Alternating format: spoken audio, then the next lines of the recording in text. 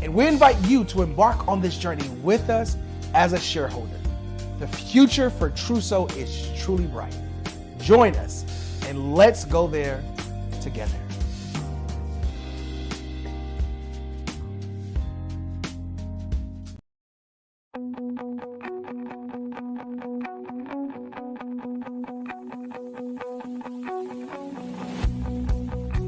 I am Black business. From the moment I wake until the time I sleep. Yes, I am Black business.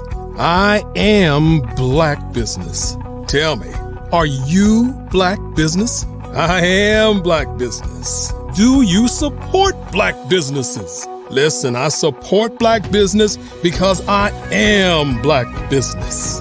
Black Business Expo, one of the largest business showcases in the history of Black business in the world. The world! Sign up today at www.blackbusinessexpousa.com or call 919-308-9090. I am Black business.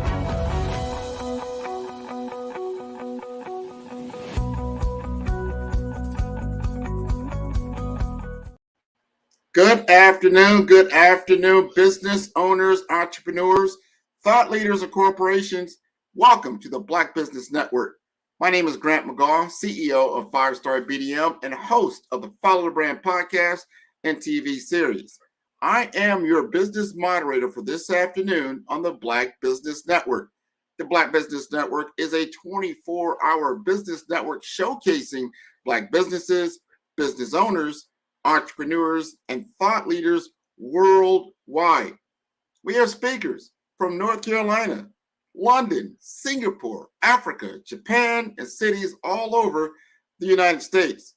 The Black Business Network is a global community sharing its business knowledge to empower, inspire, and educate businesses about business. I am honored to introduce Mr. Gary Thompson, a distinguished figure in the realms of real estate development and investment. Mr. Thompson's journey began with a deep-seated passion for corporate law, leading him to study business law and earn many degrees in marketing, project management, and a master's in international business.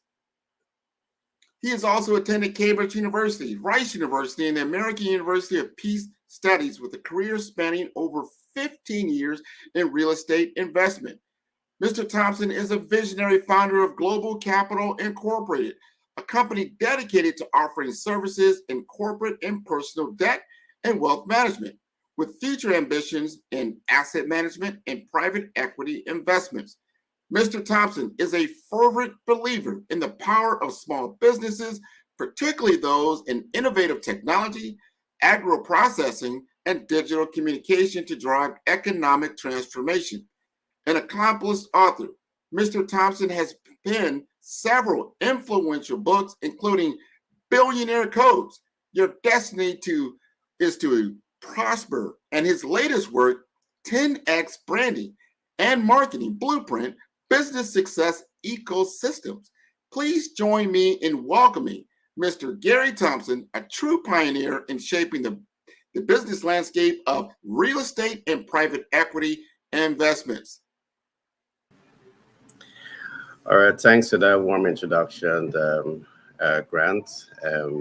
It's always a pleasure being on this platform, and thanks again for that warm introduction. Oh, no problem. Thanks for all that you do. This is a happy holiday season. Thank you for taking the time to join us on the Black Business Network. Genius is coming, and I'll see you on the other side.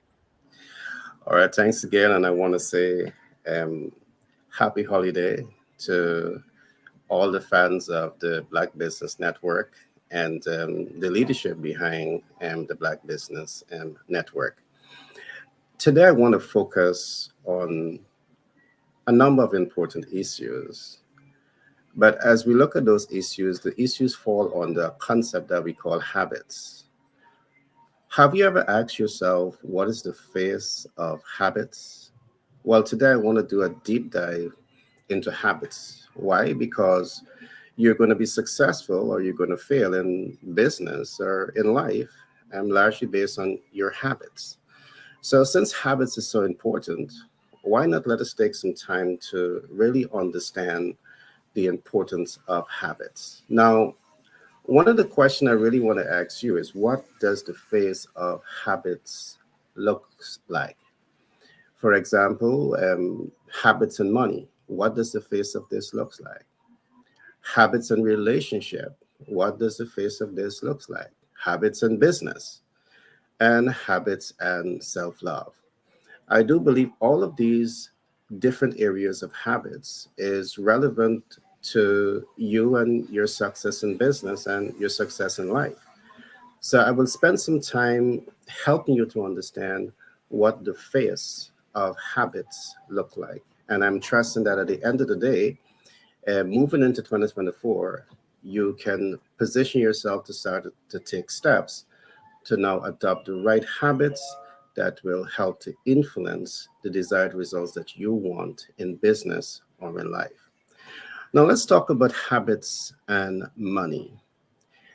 One of the example that I would want to share, the face of money when we are talking about the habits surrounding money would would be but begin by you asking yourself, how much do you know about money? In the financial world, we talk about debt financing, we talk about equity financing, we talk about creative capital, and we talk about hard money lending, just to name a few. And you see, many persons want to be successful in terms of money, but you struggle in this regard. Perhaps the reason you're struggling because you don't have the right habits in relation to money. So it's important for you to take the time to learn the ecosystem of finance. And part of that ecosystem of finance is understanding what is debt, equity, credit, creative finance, and hard money lending. Now, one of the reasons I want to emphasize this is because we see many rising stars in business. You struggle to access the much needed capital that you need to grow and scale. And one of the things I would always say is that there's no shortage of capital. All right. There is massive amount of investment capital that is out there, but you perhaps don't know about it because you don't have the right habits in relation to money. So, as we talk about habits in relation to money, I want to say this. It's not only about understanding capital portfolio, because all the things that I've said earlier on, it relates to understanding financial instruments. But it is also necessary to understand how to access, because yes, you may spend some time to understand money and how money works, but then you don't understand how to access capital. And as a rising star in business, it's not enough for you to understand these instruments. It's equally important for you to understand how to access. And you need to form the right habits here. Along with knowing how to access capital, it's equally important to understand how to leverage capital. Now, why a clear understanding of how to leverage capital and money is so important? Again, in the financial world, what we see is that many persons who are fortunate enough to be able to access capital, sometimes that capital becomes a liability instead of an asset. And that happens because you haven't yet formed and mastered the right habits in relation to leveraging capital and money in the right way.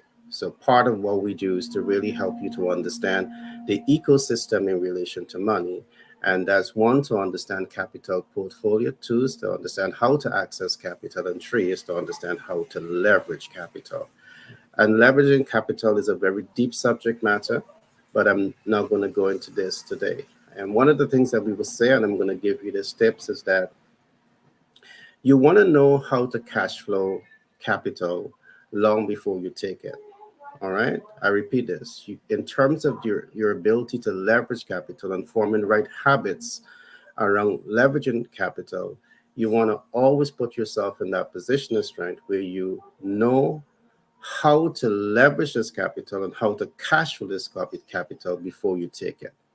Now, many persons take capital and then they try to figure out how to leverage.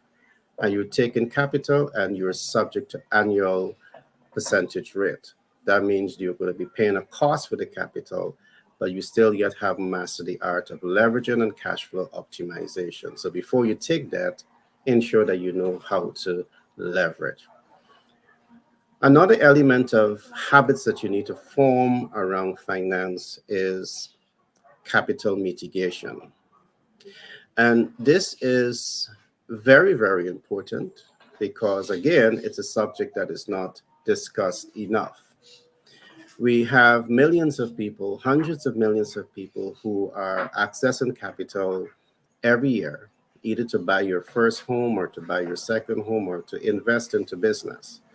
And you understand, yes, that when you access capital, the capital, which is your principal balance, is going to be subject to annual percentage rate or interest rates. And sometimes this is as much as you know about it. But what if I'm to say to you that there are ways in which you can manage your capital, meaning that you're managing the cost that you're paying for capital. Now, this has everything to do with how much you know or the people around you understand about capital or debt mitigation. The ability to mitigate debt means that you understand how to manage your debt cost, how to exit your debt portfolio, and how to take out your gains and up level that. Again, this is us to give you a high level overview of some of the essential habits that you need to form when you're positioning yourself for success. All right, we are now looking at the phase of habits. And these are essential habits that you need to have when you're in business and when you want to position yourself for success. Now, let's look at another area of habits. And we're looking now at habits and relationship. How important is relationship to you? And how important is this habit, whether you're in business or you're in life? Well, I want to say this to you. Habits and relationship is absolutely necessary. And just let me try to put a face to this. One of the things that you want to do is to master the art of winning while enabling others to win. Let me repeat this. One of the things in terms of relationships and habits that you want to really learn, apply, and master, you want to master the art of winning while enabling others to win. In other words, what I'm saying, the habits that you need to have around relationship, it's like a two-way street. It's about you giving and it's about you receiving. It's about you receiving and it's about you giving. And you bring balance to relationships when you're doing this. Let's take for another example, you have a business and all you want to focus on is cash flow optimization, but you're not taking the time to ensure that your ideal client, they are receiving the value that they deserve. But to ensure that the ideal client is receiving the value that they deserve, you need to ensure that you're taking the time to understand what are their needs, wants, and expectations, and make a commitment to deliver value above and beyond their expectations with the highest degree of consistency. And that's what relationship is looking like. When you approach relationship in this way, because your focus is not on cash flow optimization only, but your focus is also on ensuring that the consumer experience the highest level of customer satisfaction, they're happy and they're more motivated now to spend with you. Relationship is about win-win situation. It's about win plus win equals wins. In other words, everyone in the ecosystem of relationship must win. All right. What are your habits in relation to this? These are all habits. And again, as I said at the beginning, people rise and fall on habits. People rise, businesses rise and fall based on their leadership habits. So these are important concepts for you to think about. All right. So The next habit that I want to look at, which I believe is very, very important, is habits in business. You see, to be successful in business, it's going to be influenced by the habits around understanding business ecosystem, the habits around applying yourself at the right systems and processes in relation to business. And what does the face of that look like? And I'm just going to look at some areas because business is a very broad ecosystem. And I can take perhaps days, weeks, or months just dipping into the realities of business. But I'm going to give you some essential habits that you need to form around business. One of the essential habits that I would want you to consider is mastering your MVO. Now, you're going into business. One of the habits that you really want to learn, apply, and master is how to master your MVO. Now, what is the MVO? The MVO stands on three spectrums. Spectrum one, we talk about what is your minimum viable offer. Spectrum two, we talk about what is your most viable offer. And spectrum four, we talk about what is your maximum viable offer.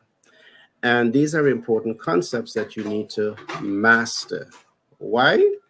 In business, it's saying to you that you need to understand your value offer so well that you have mastered your craft in relation to whatever you're offering to the public. All right. It means that you know that your value offer is going to deliver on expectations. It's going to deliver above and beyond expectation because you have mastered your value proposition. All right. These are habits that you need to form. Another habit on business that I'm going to talk about today is mastering your MVTM. Now, what exactly is your MVTM?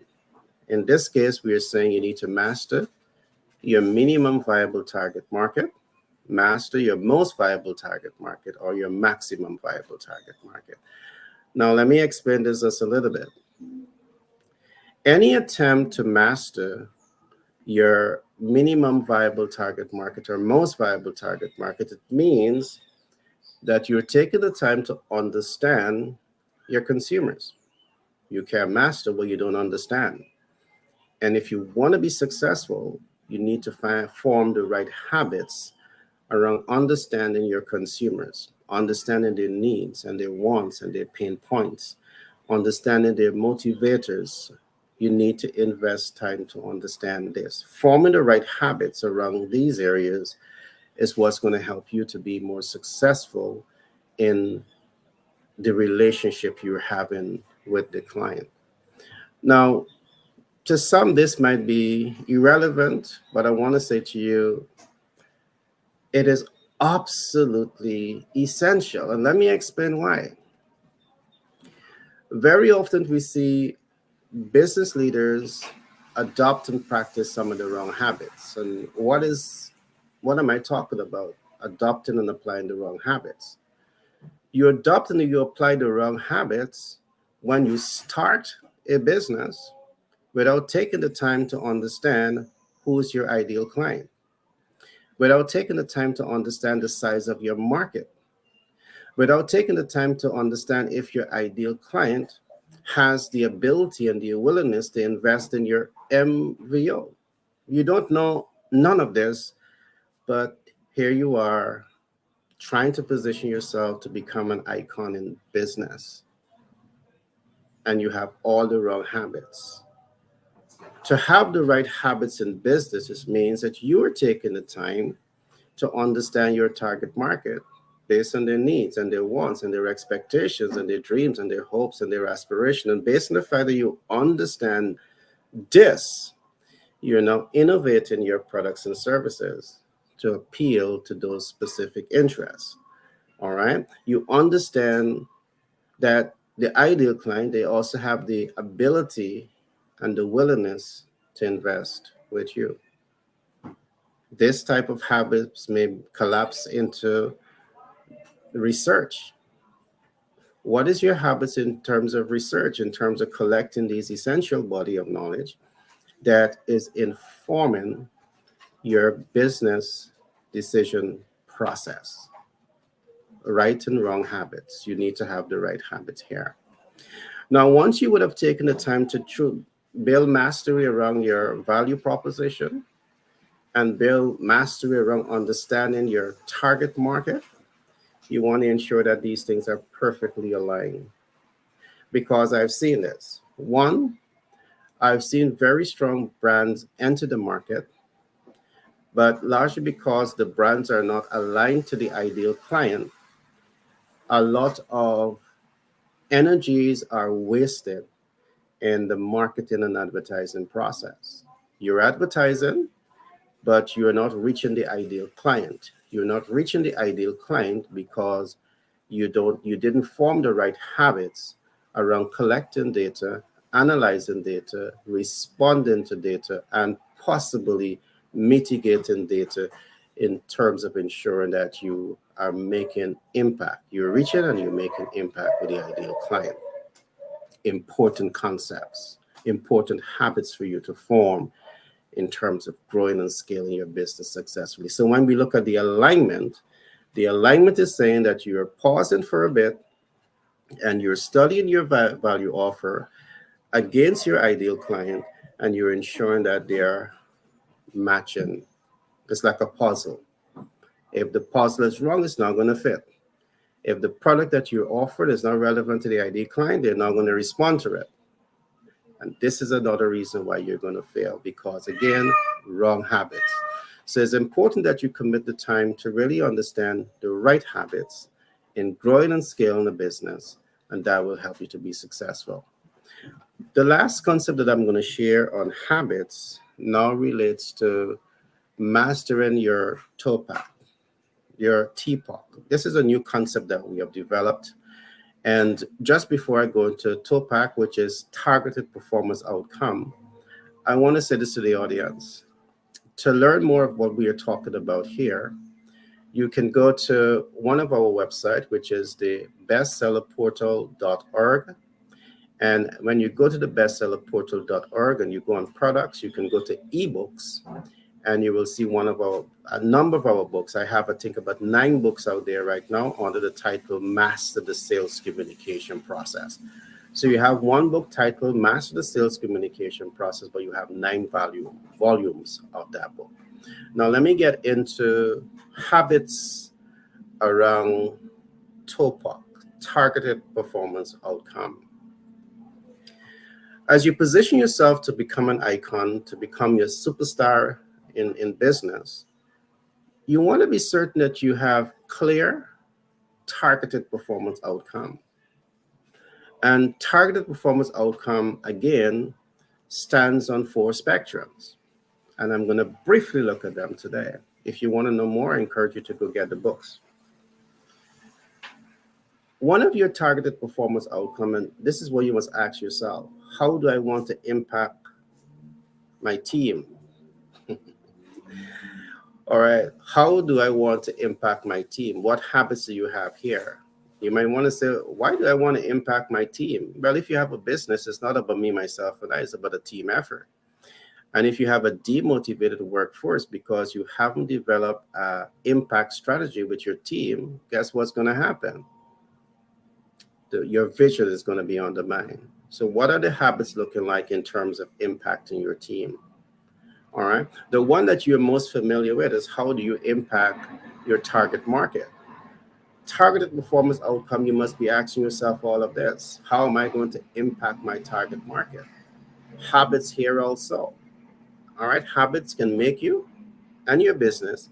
Habits can break you and your business. What is your habits in terms of impacting the ideal client? And you can't impact what you don't know.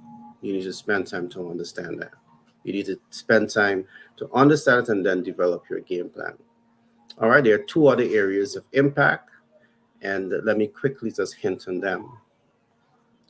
How do you want to impact the general public? As a rising star in business, you might want to say, why do I want to impact the public? But let me say this. The public can be one of your biggest cheerleaders, whether or not they're consuming your products or not. They can hear so much about what you're doing. They can trust so much in what you're doing that they now begin to refer others to your area of business. So you have a lot of influential public figures that are now referring others to your business because you have an impact strategy for them.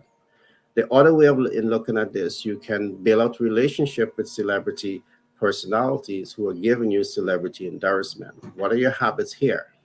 We're talking here about growing, your business habits around business. And there's a number of habits that you need to position your business and your brand for success. The last area of impact that I'm going to look at here is what we call habits and your cash flow optimization. So as we look at the topic, how do you want to impact the business cash flow? How do you want to impact the business sustainability?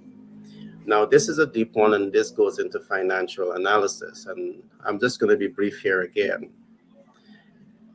In our context, while it is nice to build a strong brand and cash flow that brand, you always want to ask yourself, what do you do with your excess liquidity?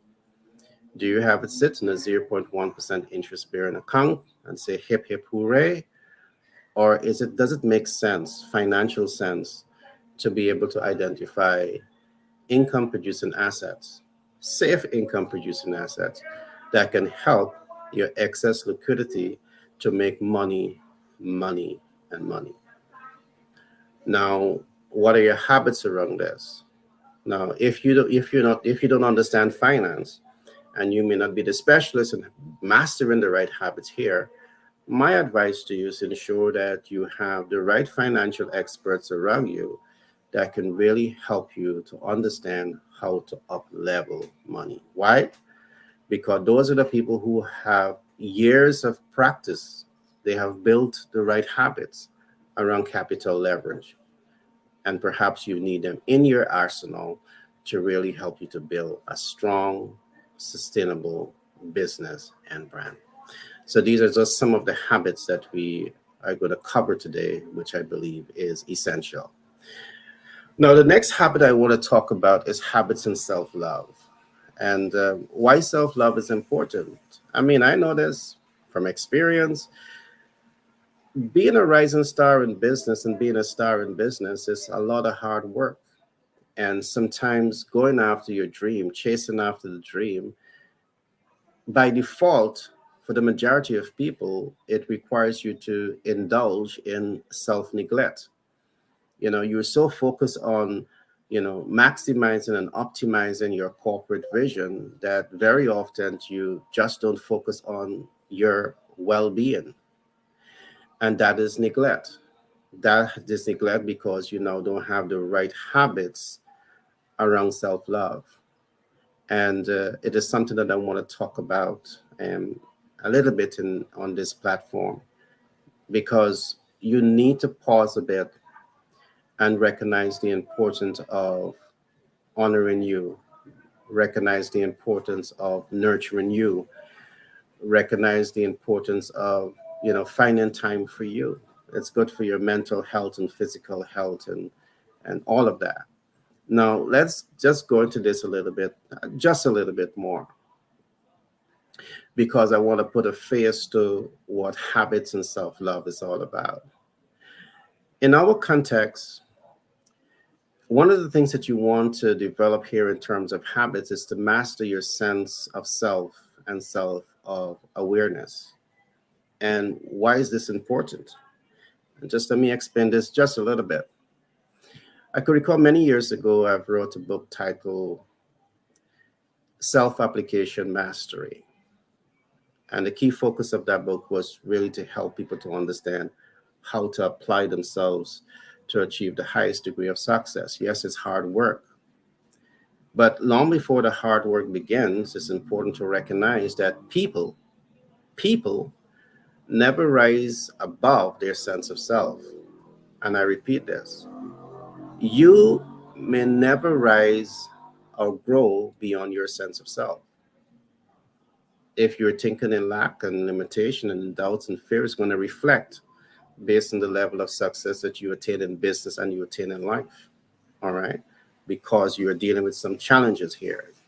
Perhaps you still have the right habits, you haven't learned and apply and master the right habits in relation to who you are. So this is why we talk about mastering your sense of self and self-awareness. You cannot grow beyond your sense of self. As I talk about mastering your sense of self, I mean, this for me is such a profound subject because you can train people to become, understand management and understand leadership and understand marketing and understand a range of different things. But guess what?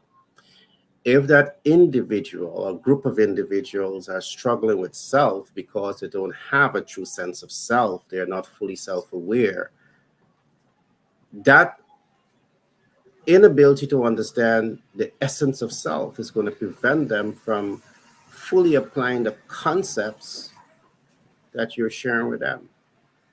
And this is a matter for HR management because very often you find that HR, you provide the textbook and you train based on the textbook. And if the textbook is not taken into consideration, some of these essential gaps is going to undermine how human performs within the organization.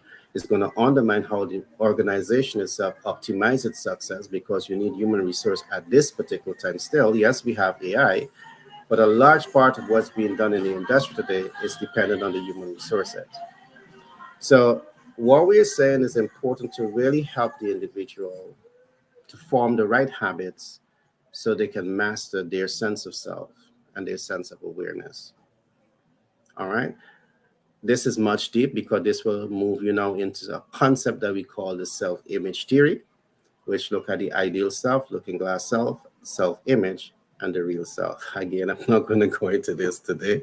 It can take some time to do the deep dive, but I really want you to understand some of the essential habits that you need to start forming when you want to position yourself for greatness in business or in life.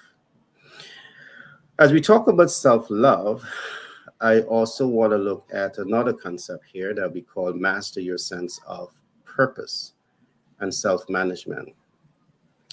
This is very deep because you may have a sense of self, but still that self hasn't been developed enough for you to flow in purpose. And one of the things that I always say, when we give ourselves in service and lose ourselves in service, it is one of the fastest ways to find purpose and self-fulfillment in life. And this is something that you need to do. Master your sense of purpose. All right? You find that in service. Find something that you truly love and enjoy and is excited about and give service in those areas. All right? It may have a dollar value to it. All right? But just do it. And we talk now about self-management. Very often, many persons get into what we call the blame game.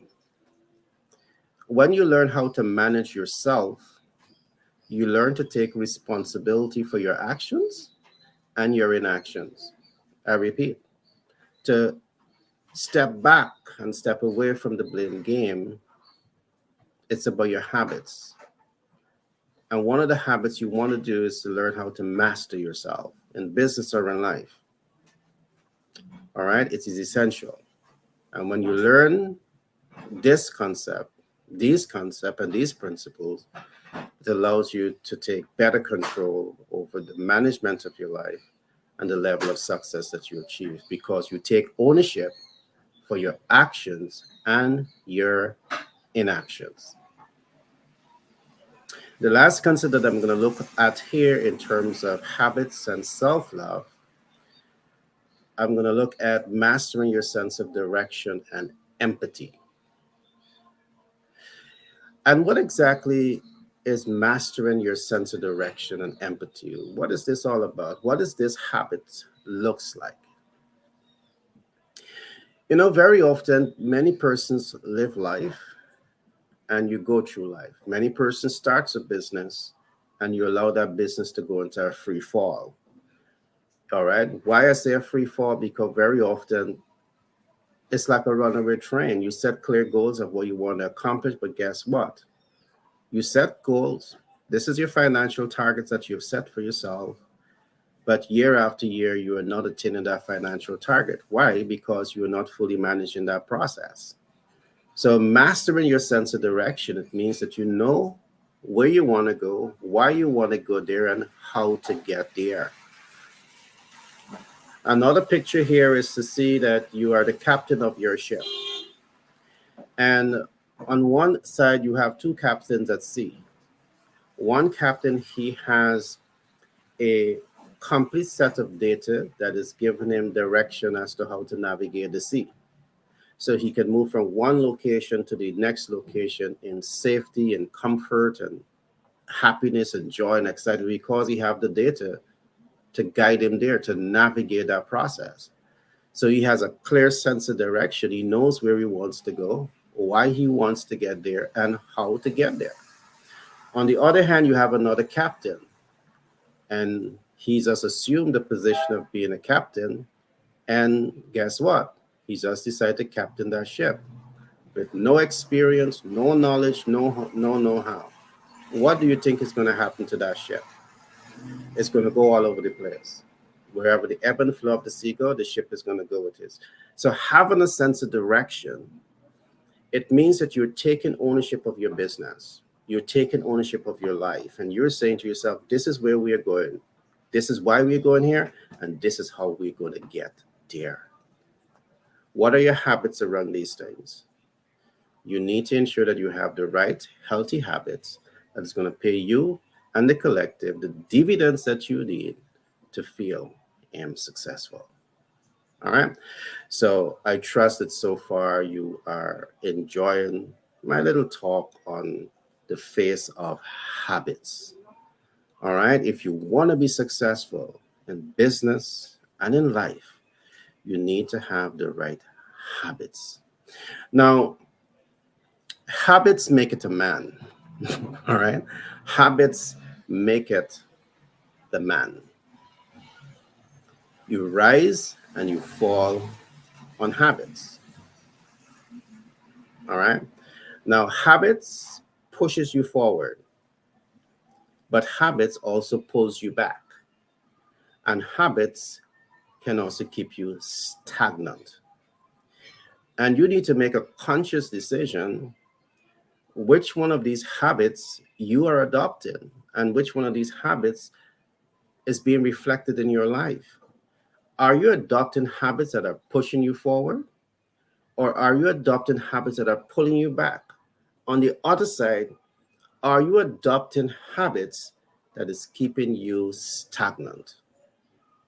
It's important for you to ask yourself these questions because habits functions and operates on three spectrums. The right habits can push you forward. And there is where you want to go. You want to move forward in your business. Every year you want to grow and you want to expand. But what is the face of habits? I've just discussed some of them. You don't want to go forward by having the right habits today, and then you start to come back because you're adopting the wrong habits. Perhaps some of the wrong habits that you're adopting is that you're not thinking enough about building healthy, productive relationship with your team, healthy, productive relationship with your ideal client, healthy, productive relationship with the public.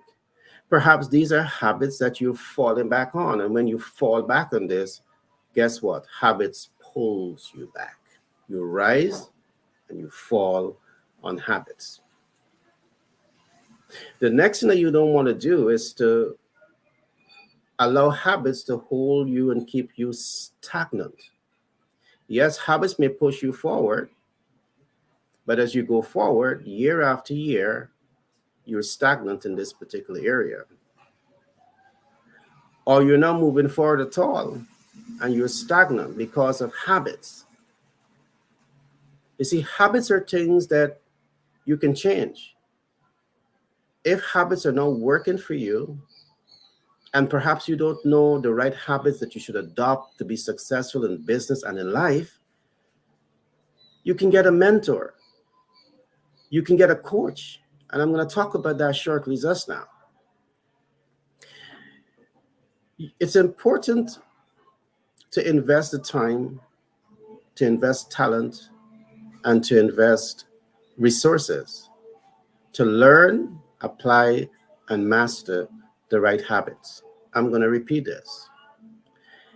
It is necessary and important to invest time, talent, and resources to learn, apply, and master the right habits. Habits can push you forward. Habits can pull you back. Habits can keep you stagnant. So when you invest time, talent, and resources to learn, apply, and master the right habits, you're going to be pushed forward and propelled forward most of the time. And that's what you want. All right, that's what you want. To become master at adopting, applying, mastering the right habits, you need to form right habits around collecting data. You need to form right habits around analyzing data. You need to form right habits around applying data. And you need to form the right habits around mitigating data. I know, yes, a lot of what I'm saying sounds like a whole lot of work to do, but I'm going to say this to you. Success is not easy. I'm going to give you a gateway. If you don't know it, surround yourself with some of the smartest people and ensure that they know it, because when you have the smart people around you, it's not about you seeing the whole mountain that you have to climb or the entire building that you have to build, but you see yourself as part of the ecosystem of that building process. Bring smart people around you so you can focus on the 80% and they can focus on the 80%. It's called delegation. So I know that a lot of what I'm saying here may sound like a whole lot, but if you want to be successful in business and in life, sometimes you have to go through that pain. They say no pain, no gain. Some people want to gain, but they don't want the pain, and it don't happen like that. You have to go through the growth pain, and at the end of that growth pain, guess what? You have the gain. What are your habits here? All right? What are your habits?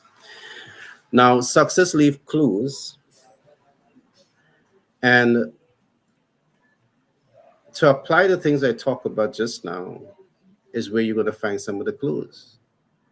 So, and let me just expand on this just a little bit. Success leave clues. And this is some of the things that I want you to do. Take the time to study successful people. Take the time to study successful people. And as you take the time to study successful people, guess what? Successful people, they have so much clues to share with you. All right. So I can see that my time is up. And I want to say this has been fun. And back to control of Grant. Great to have you back. No, thank you. That was wonderful. No pain, no gain. I want everybody to take that away. That's just part of the journey to success. This has been wonderful. Before we let you go, tell us again exactly how to contact you, Gary. All right. What I want people to do is to go to our website. We have a one website that's titled the bestseller portal, bestsellerportal.org. Just go to that website and you can navigate the books. You can make contact with us through our membership page, and we would love to hear from you. Awesome. Awesome. Well, happy holidays to you and your family. Genius is coming, and I'll see you on the other side. Same to you and your, my friends. All the best for the holiday. Thank you. All right. That was wonderful. Wonderful, wonderful. This expo is a fundraiser for students, and you may go to blackbusinessexpousa.com to donate to the scholarship fund or use the cash app that's on the screen below, and that's $BBXUSA. Our goal is to give laptops and up to $5,000 to 10 students. Students can register online at www.blackbusinessexpousa.com. Every dollar counts, so we want to remind you to donate to the scholarship fund. We want to thank our Black Business Expo USA sponsors for December 2023. NC100, Moody Capital Partners, Suede Soul, Lotus for Shade Coaching and Training, The Hello LLC, Carolina, Virginia Minority Supplier Development Council, Staff Management, 5-Star BDM Media, BHS and Associates, Margie McLean Foundation Incorporated, Genius is Common, Earth Essentials, Milani Shining Global, Executive Women's Success Institute, The Quality Coaching Company, Superwoman Business Services, Creative Force Studios, Lee Entertainment, Artistic App Design, Black Business Expo USA. Genius is Common, and I'll see you on the other side.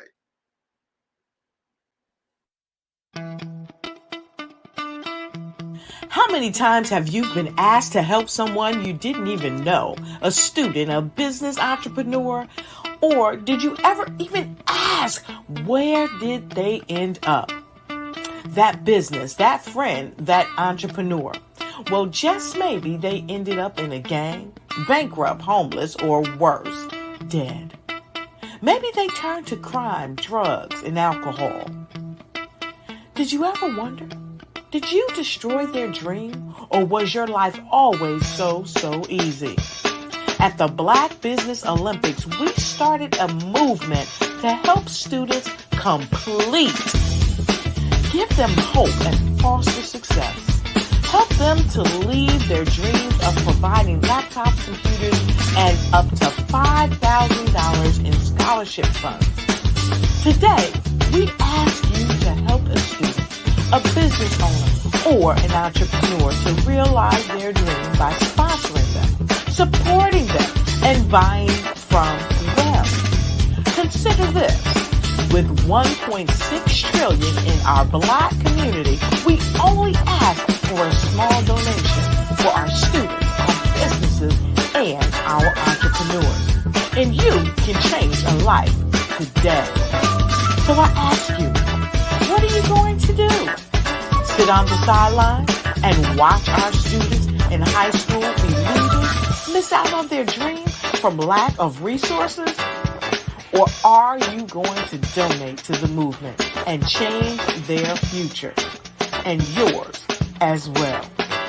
Give us a call today at 919-308-9090. Change their life by investing with action to the Black Business Olympic Fund. The Black Business Olympics, one of the largest business showcases of Black business in the history of the world.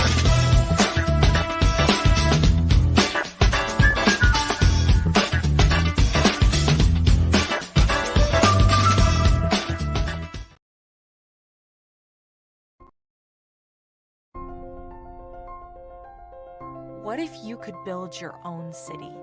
A place where every child can find nurturing people to help them achieve their full potential. A place where every adult can access job training support, where health education is abundant, where social justice ruled the land. A place without limitations. Welcome. You have arrived at STEM City, USA. It is what every city should be. A safe and trusted community where you find people and resources to help you become everything you are and beyond. STEM City is unlike anything you have ever experienced. It is a digital twin of the world around you, only better. STEM City is about energy and soul renewal. It is more than a digital world. You can almost feel the power of live cultural events, music, and theater. STEM City promises a better future for children with caring mentors and hands-on activities with dedicated tutors to support our youth. STEM City is your passport to a healthy lifestyle with weekly events addressing our community's many issues. STEM City is your financial well-being with helpful information on wealth management, career advancement, job training, and so much more. STEM City is the community you deserve. It is the city where your dreams can come true. STEM City USA, a place in the sky that is accessible to all who reach for the stars.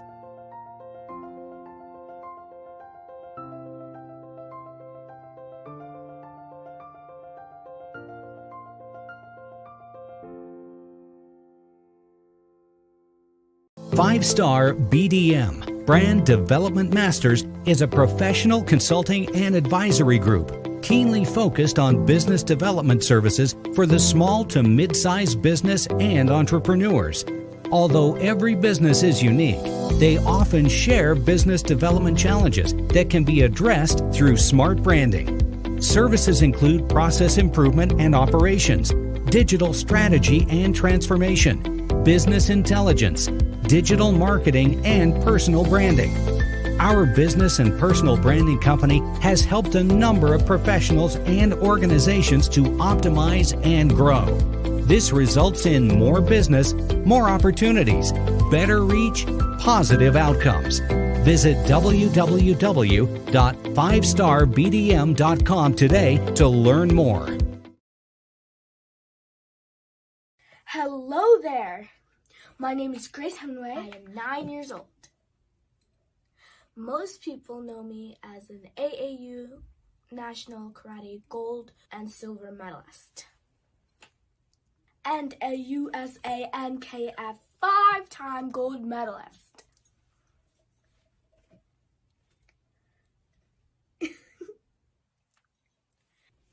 Most people know that I am Miss Shrewsbury and also a member of the student council.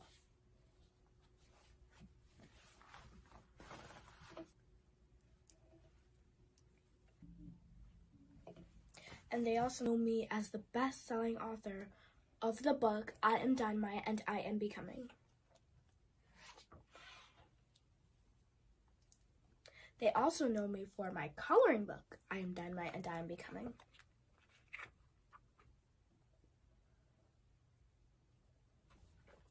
But what you or anyone else don't know about me is that 2 years ago, 2019, May 23rd, 2019, I had nearly drowned. But by the grace of the Lord, I am still alive, and I'm very happy and pleased.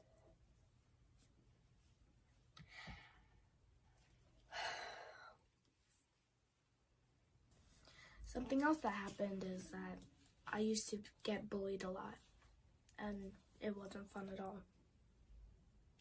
No one likes to get bullied. It's not fun.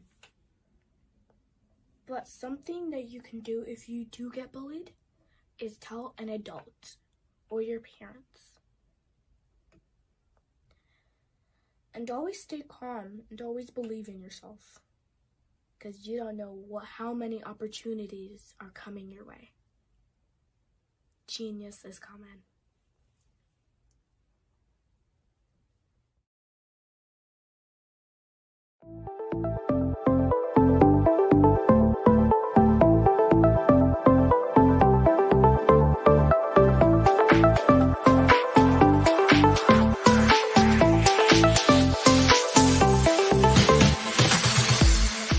You need to be messaging and communicating to a lot more folks and getting them committed to you as a brand and feeling that you are trustworthy, as a subject matter expert, and for their needs and their pain points. That says, look, here are my pain points. Here's the problem that I have that I don't want, or the benefit that I want that I don't have. And Grant and Sydney understand that and are giving me information to be able to assist, in my eliminating those pain points.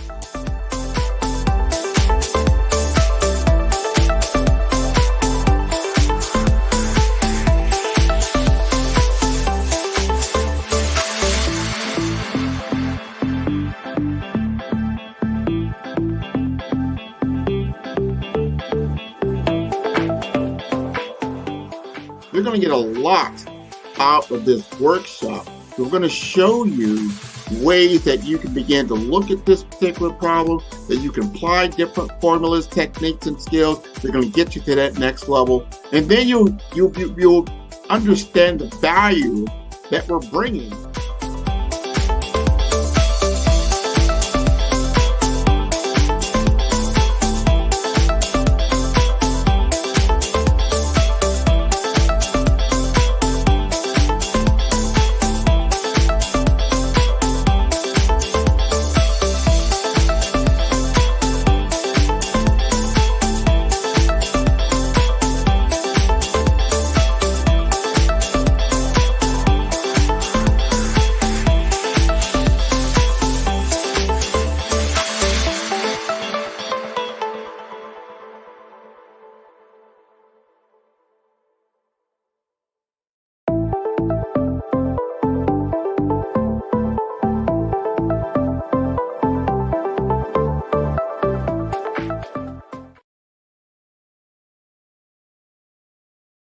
I'm Kennedy Harris. My genius is being an entrepreneur.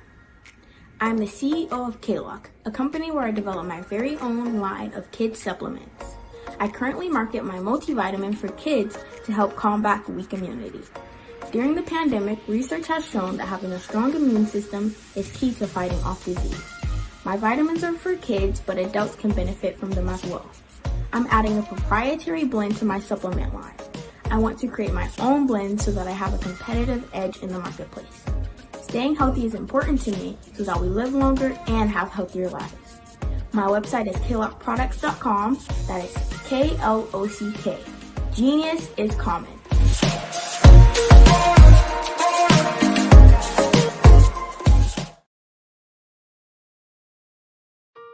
Hello, this is Israel, and I am CEO of Daydreams Interactive and author of Princess Planet. So, genius is common, and as a kid, I loved to daydream. Even as an adult, I love to daydream. And when my daughter became 6 and loved princess characters, but we just could not find the diversity that showed her, we created our own characters.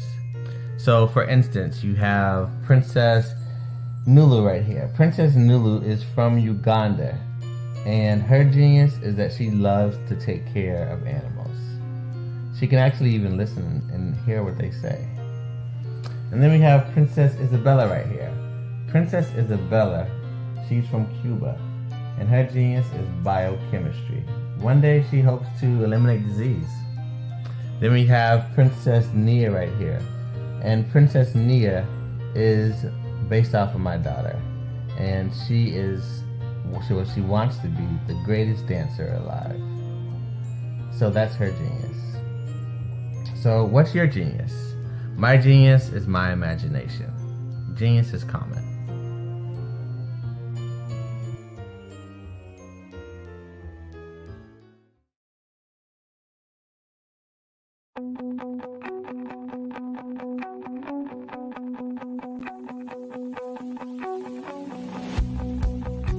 I am Black business. From the moment I wake until the time I sleep. Yes, I am Black business. I am Black business. Tell me, are you Black business? I am Black business. Do you support Black businesses? Listen, I support Black business because I am Black business. Black Business Expo, one of the largest business showcases in the history of Black business in the world. The world! Sign up today at www.blackbusinessexpousa.com or call 919-308-9090. I am Black business.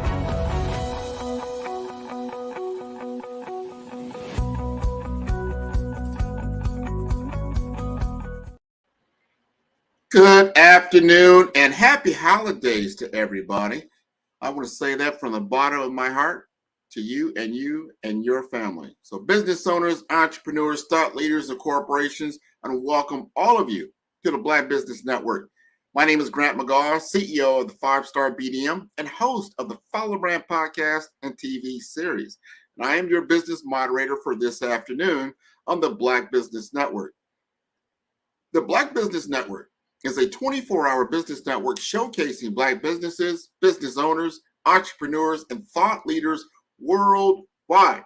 We have speakers from North Carolina, London, Singapore, Africa, Japan, and cities all over the United States.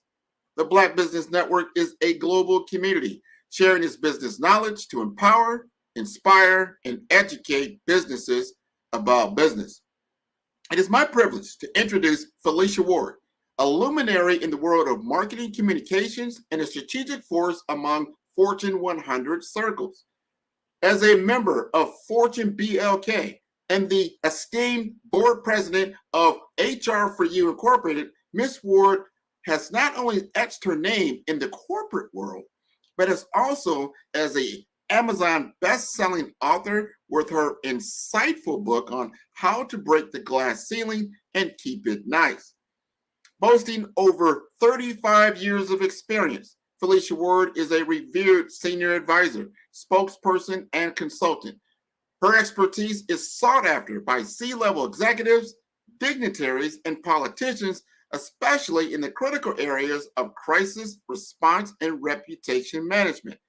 At the helm of Felicia Ward Marketing, she stands as the principal strategist, where her unique and proprietary strategic leadership visibility framework empowers servant and executive leaders to elevate their brand authority and visibility. Ms. Ward's approach to leadership is transformative and inclusive, focusing on personal branding, thought leadership content, and engagement with industry and media leaders. Her mission is to cultivate a landscape of servant leadership that stands out in a sea of similarity, truly lifting leaders out of the sea of shame. Please join me in welcoming the exceptional Felicia Ward, a visionary strategist reshaping the narrative of leadership and marketing communications.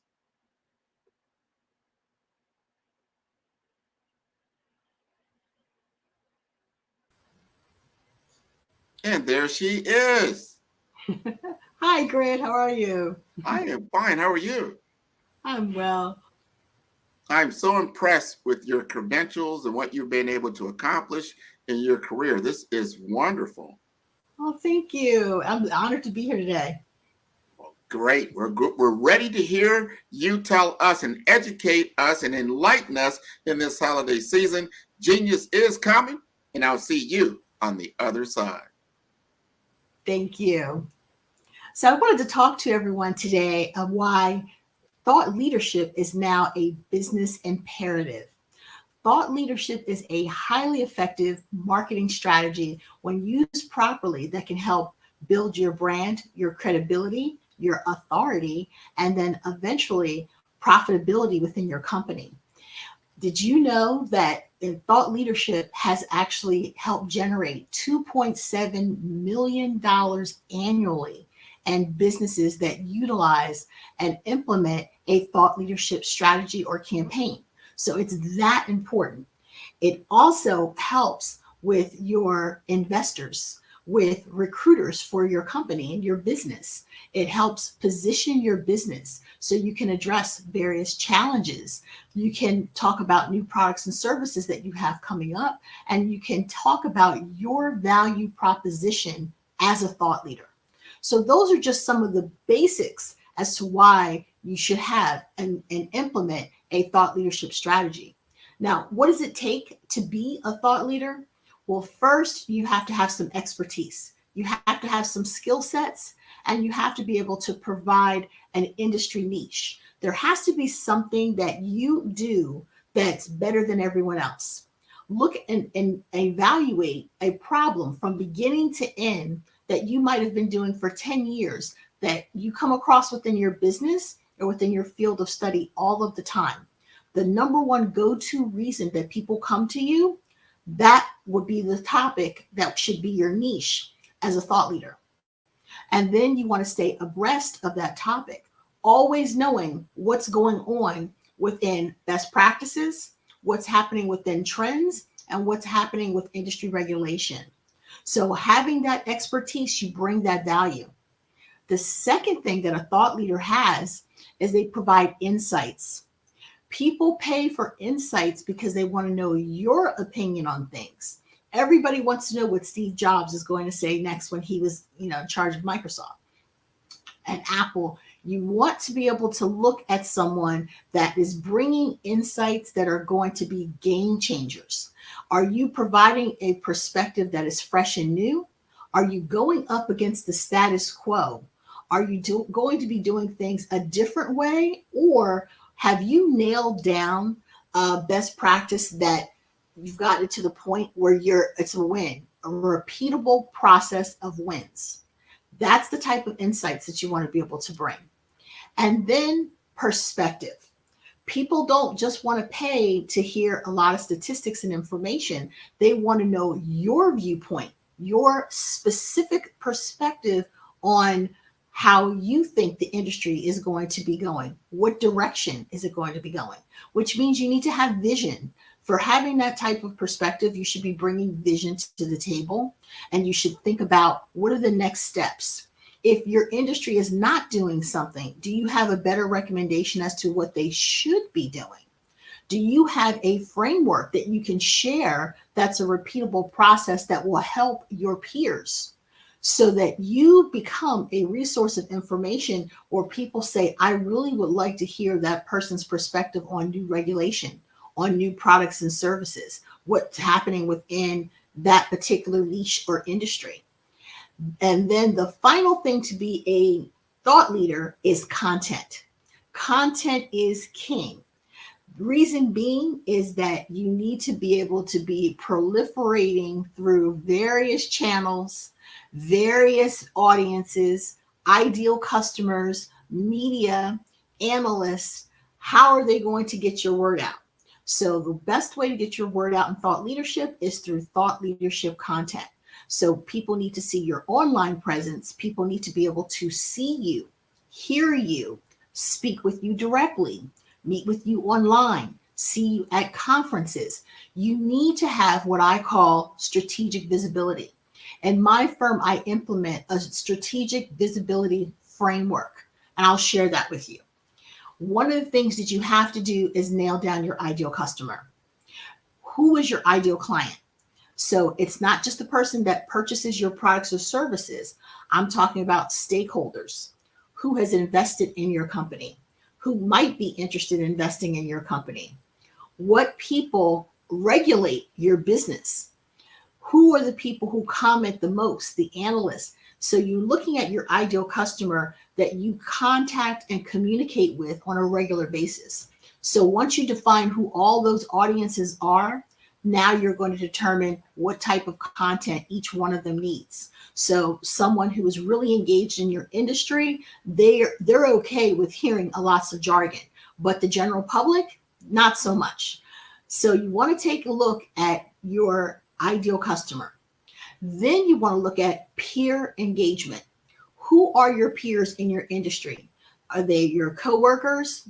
They're your bosses, your other stakeholders. You have people that are invested in the industry and are already experts in the industry. Well, you want to get their respect.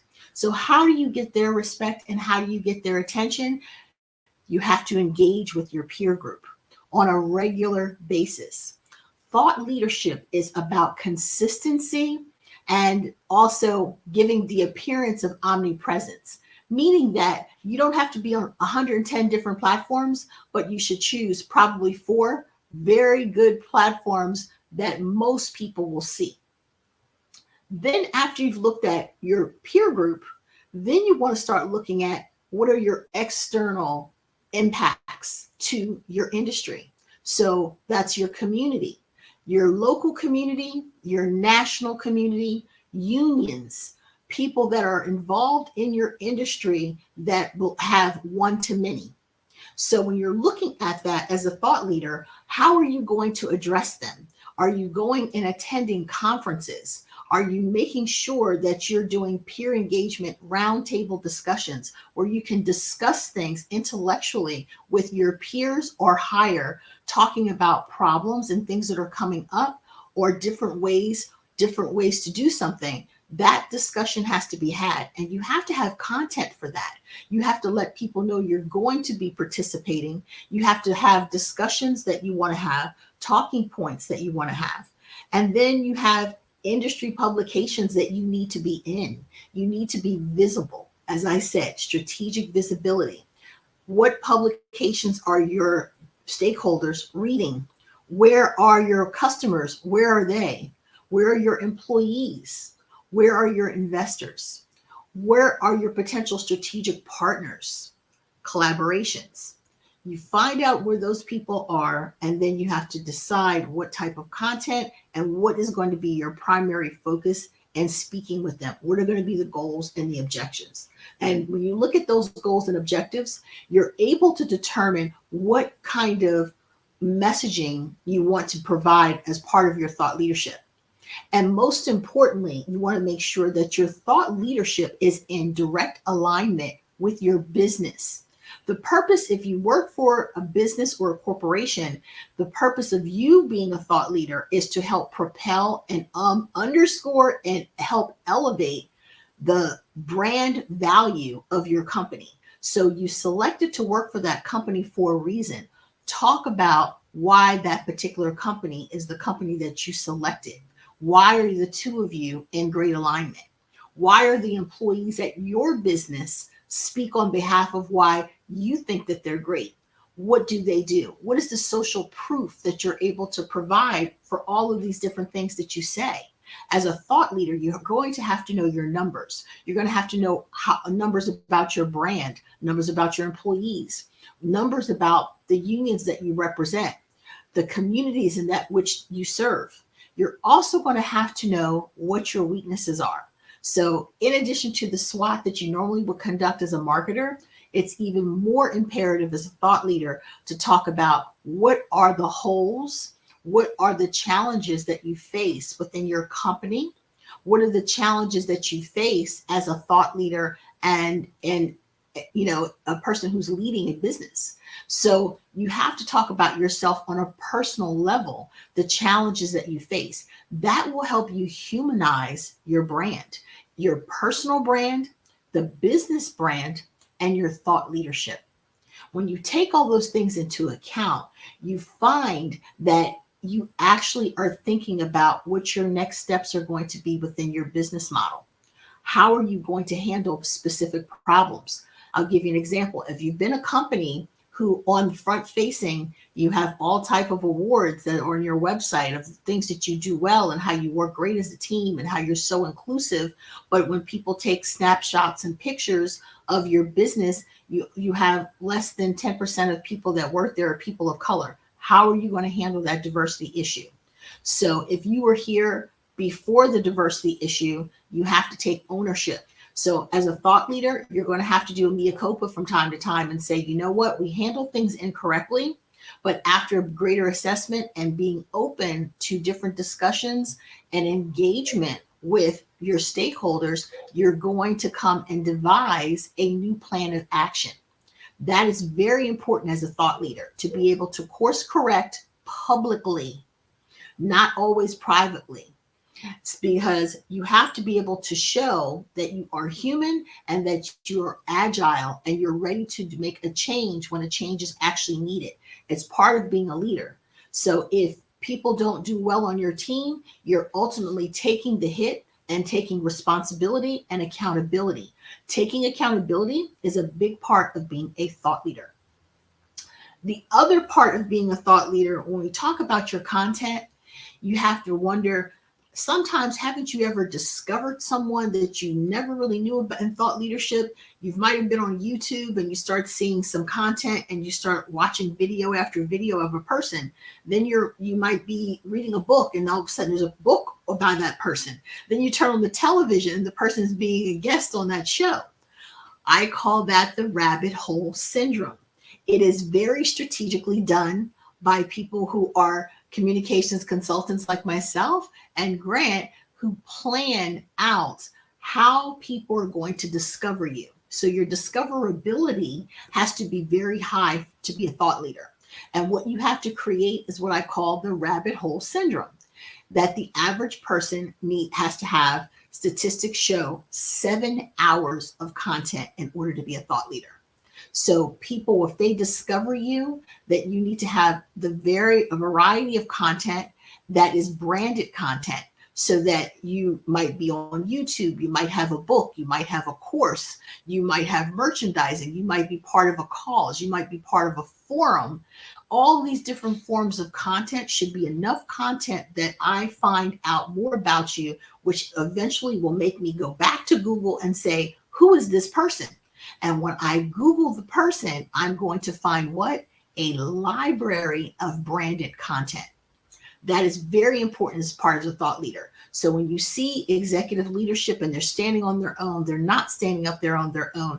We have planned exactly how this is going to go down, exactly who is going to see what content and when. And depending on who you are as part of our ideal clients, that you might see different content than a soccer mom.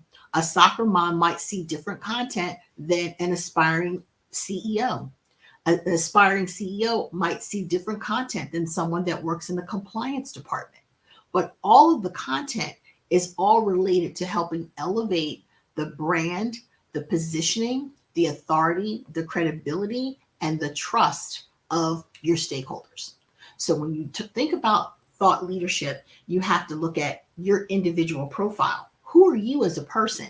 Have you done an assessment as to how you want to help drive your brand? How you want to help be perceived within your company? How is that going to help complement your business? And you as an individual person, how can you humanize your individual personality? So you don't want to change your personality. If you're a very pensive, quiet person, then that is part of your thought leadership. If you're a person that's very gregarious and you're willing to get in there, you have to make that part of your thought leadership. And what ends up happening is whatever your special sauce is, don't dim your light, elevate, illuminate your light. Illuminating who you are, it helps you stand on a better, more stable ground. Because people who are going to help write for you, create for you, they're not going to be doing it for you. You want to be a thought leader where your content is created with you in mind. It is a joint collaboration. It is one of the most important collaborations that you will actually go into. It's a very lengthy endeavor because you have to really think things through on how you're going to be perceived, your company's going to be perceived, your employees are going to be perceived. You're looking at it at a much higher level and higher thought level. And because of that, you are constantly changing what you might be talking about because behaviors change, the market changes. So you don't fall in love with any one particular thing, but you have core mission, vision, and values, much like your company. But you're in alignment with your company's mission, vision, and values. But now we're going to hear it from the perspective of the CEO. And might I note, it does not always have to be the CEO of a company. You can run a department. You can be the president of your own business. You can become a thought leader, but you have to make the commitment to be a thought leader. You have to decide that you're going to have some sort of balance within your personal life and your work life, and then carve out a whole nother niche for you to be a thought leader. And I try to tell people when we talk about thought leadership, it's like deciding to become a preacher. Preachers have a job that they earn money from, so they're not dependent upon the church, but they also have community engagements and things that they do with their parishioners. But they also have to be in that pulpit every week. That is the commitment. So as a thought leader, you're going to be in a pulpit evangelizing what you think, what you feel, and how you're going to move the needle for business, profitability, and addressing controversial topics, sometimes agreeing with something that everybody else agrees with, and they want to know, do you agree as well? People are waiting with bated breath to hear what you're going to say. You're going to be in that pulpit talking to people, engaging with people, building key relationships. That is the key for thought leadership. It is not a one-way horn where you're just constantly spewing out everything that you think. By engaging with all your various stakeholders and peers, you're able to get top-down information. You're able to adapt to what is being said. You're able to look from the top down and from the bottom up of what trends and how those trends are going to impact your business. Is it a trend that you need to incorporate in your business, or is it something that you just need to address, but you've decided you're not going to participate? AI is one of those things. It is something that is prolific, so it's not going anywhere. So because of that, how are you going to incorporate and integrate AI into your business? How are you going to work with your employees on AI? How are you going to upskill your employees, your stakeholders? How are you going to be able to help your community? How are you going to help the profitability? How are you going to define that profitability with the advent of AI? That's just one example. So what I love to do, especially with thought leaders, is to get them involved in peer engagements. where they're sitting at a round table and they're having discussions with people non-competitive to them, but have the exact same position. There's nothing better than seeing a group of CEOs sit together and have a conversation.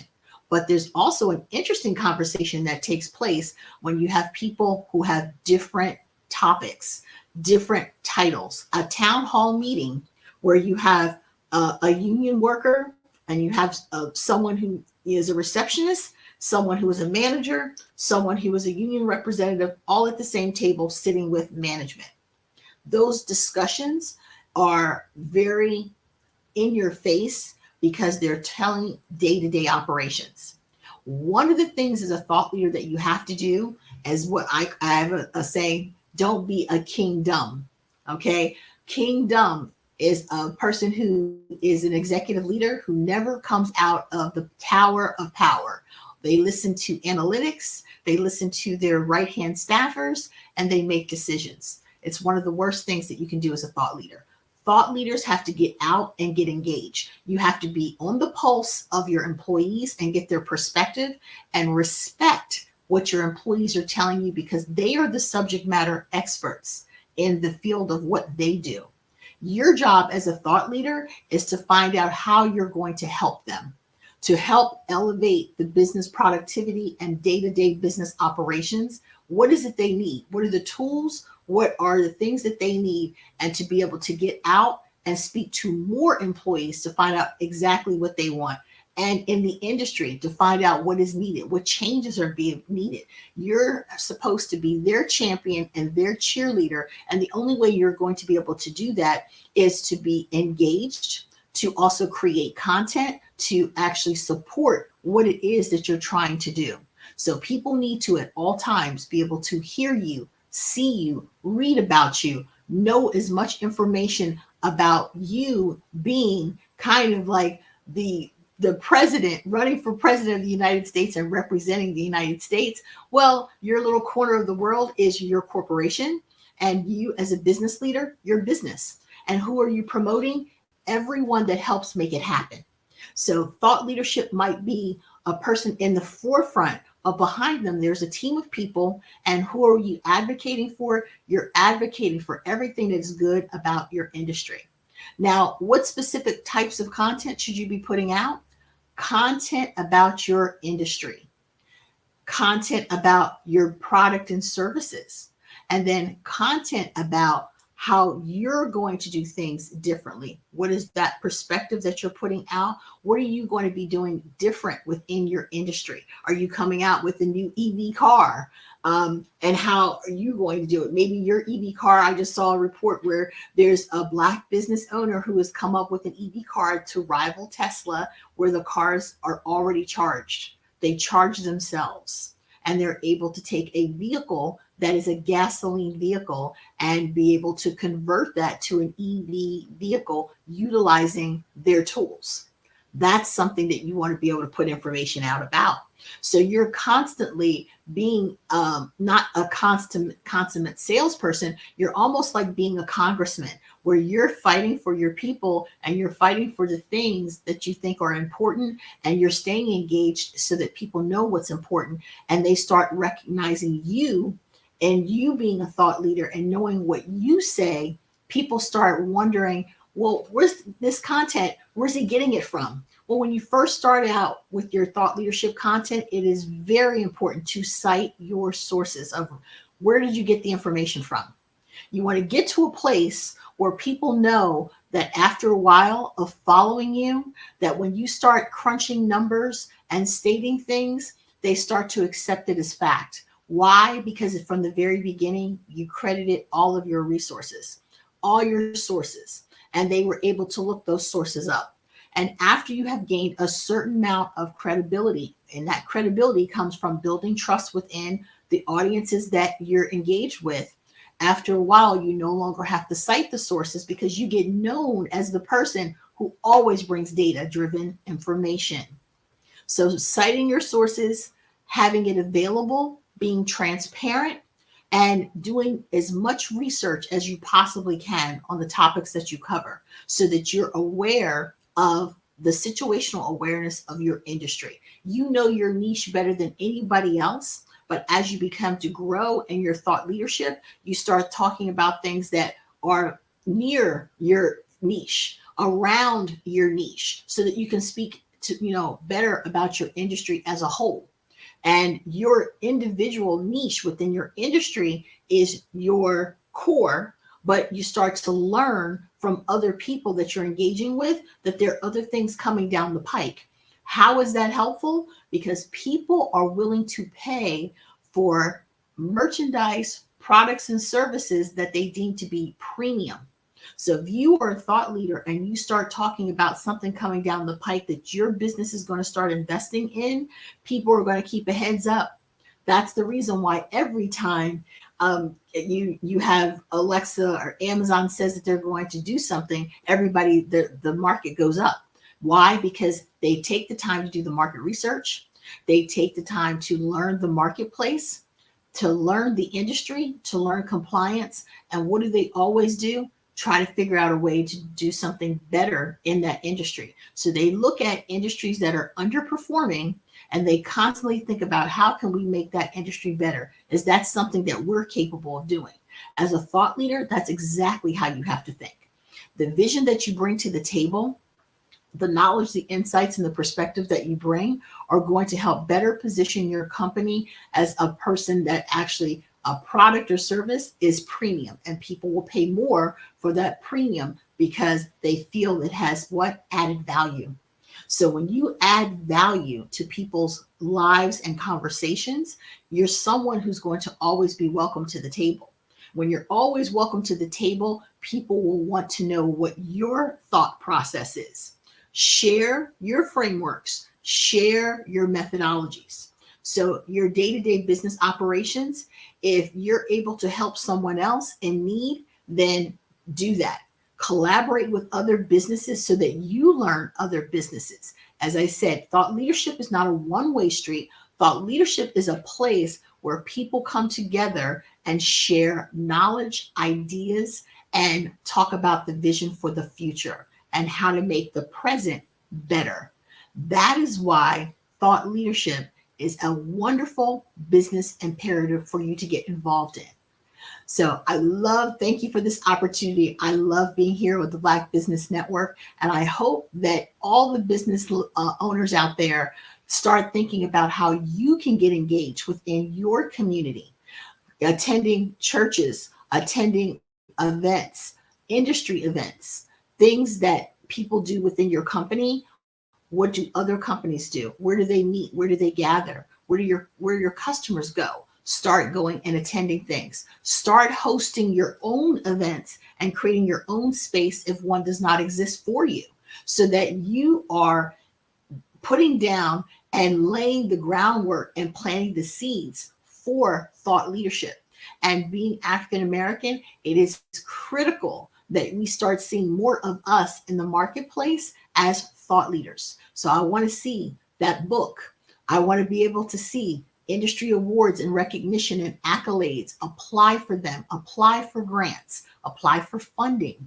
Make sure that you're writing papers and blogs and newsletters about your business. Make sure you have a website that houses all of your various content and how people can get in contact with you. Engage as much as you can with your peers and also other industries, and then cross-promote the products and services that you have with someone that is non-competitive to you. Get out of the tower of power. Do not remain kingdom. Make sure that you're getting the information internally. You're able to extrapolate that information, analyze that information, and think about how it's going to help serve and make data-driven decisions, and then get out and do engagement with the rest of your stakeholders so that you now have a better viewpoint of how to make a decision and what's happening within the marketplace. So I thank you so much here at the Black Business Network. Again, my name is Felicia Ward. Man, that was wonderful. Great knowledge, wisdom, and insight that any business owner really needs to just really unpack, rewind, listen, really, just get into that, because it's so important as we transform our businesses to be enabled or embedded with digital technology. And when you understand that, that means your audio, your visual, everything is now led by these digital platforms. So you've got to get out of your comfort zone. I completely agree with you. Become visible. You can be very authentic. You don't have to be perfect to get out there, but to get out there, we're out here right now doing our right. Right. You have to be a few minutes. Sure. What was your interest in personal branding for you? For me, was surviving 4 job layoffs. From like the late 80s, like around Enron, there was all these mergers and acquisitions, and I would go someplace, get settled, and be like, what? You have to look again. And I kept trying to stay up with the Joneses, or, reinvent yourself, or whatever was hot at the time.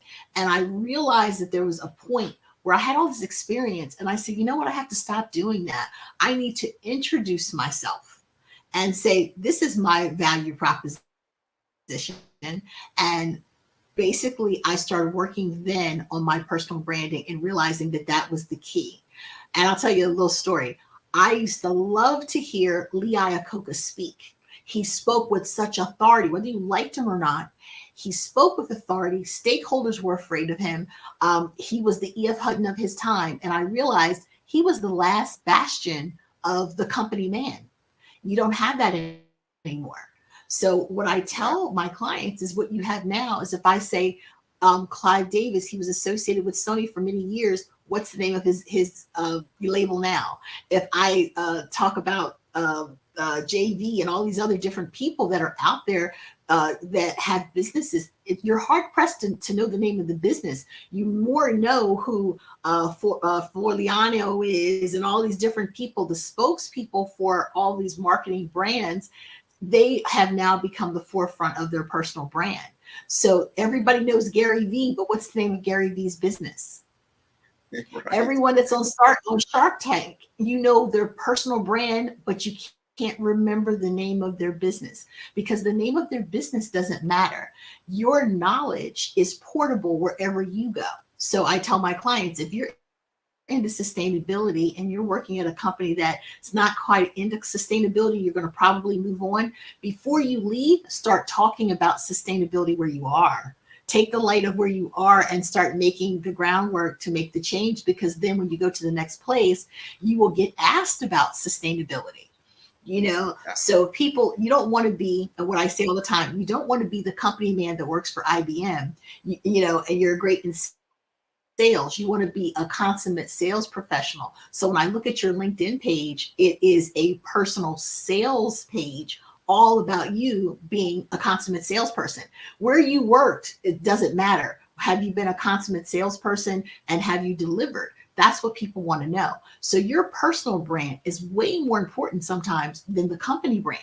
And you've had people who've been really charismatic come into a corporation and have a great effect, and then they leave, and then they're hard pressed to find someone because they can't replace the charisma of that CEO. So you can't be on the wheelhouse of just trying to find someone who has this great personality. You have to really find someone that's in alignment with your core beliefs, and hope that whatever that person's personality is, that they have proven themselves in whatever their niche is. And then you're welcoming that person into the niche, So when you talk about IT and you talk about digital branding, if you're a person who's really good speaking, you got to have a podcast.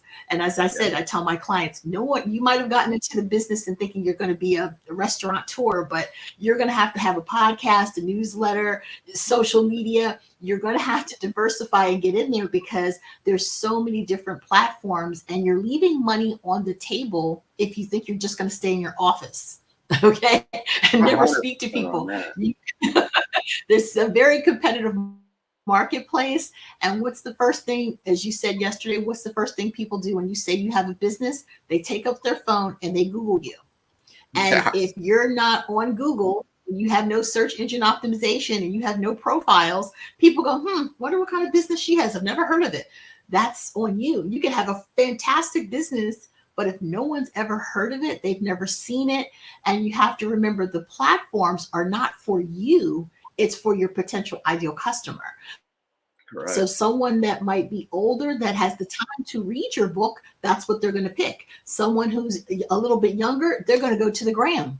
Someone, you know what I mean? Someone that likes to dance, they're going to go to TikTok. So you have to have a lot of different content, the rabbit hole effect, 7 hours of content, something like 15 different interactions for people to even know you're in the marketplace, because that much more competitive. So then if you add thought leadership onto the top of the personal branding, then you're really rocking and rolling, because they see you, they hear you, and people want to know who's the person behind the business, because there's a lot of businesses out there. The Darijan Liquor Company, I used to work with Absolute.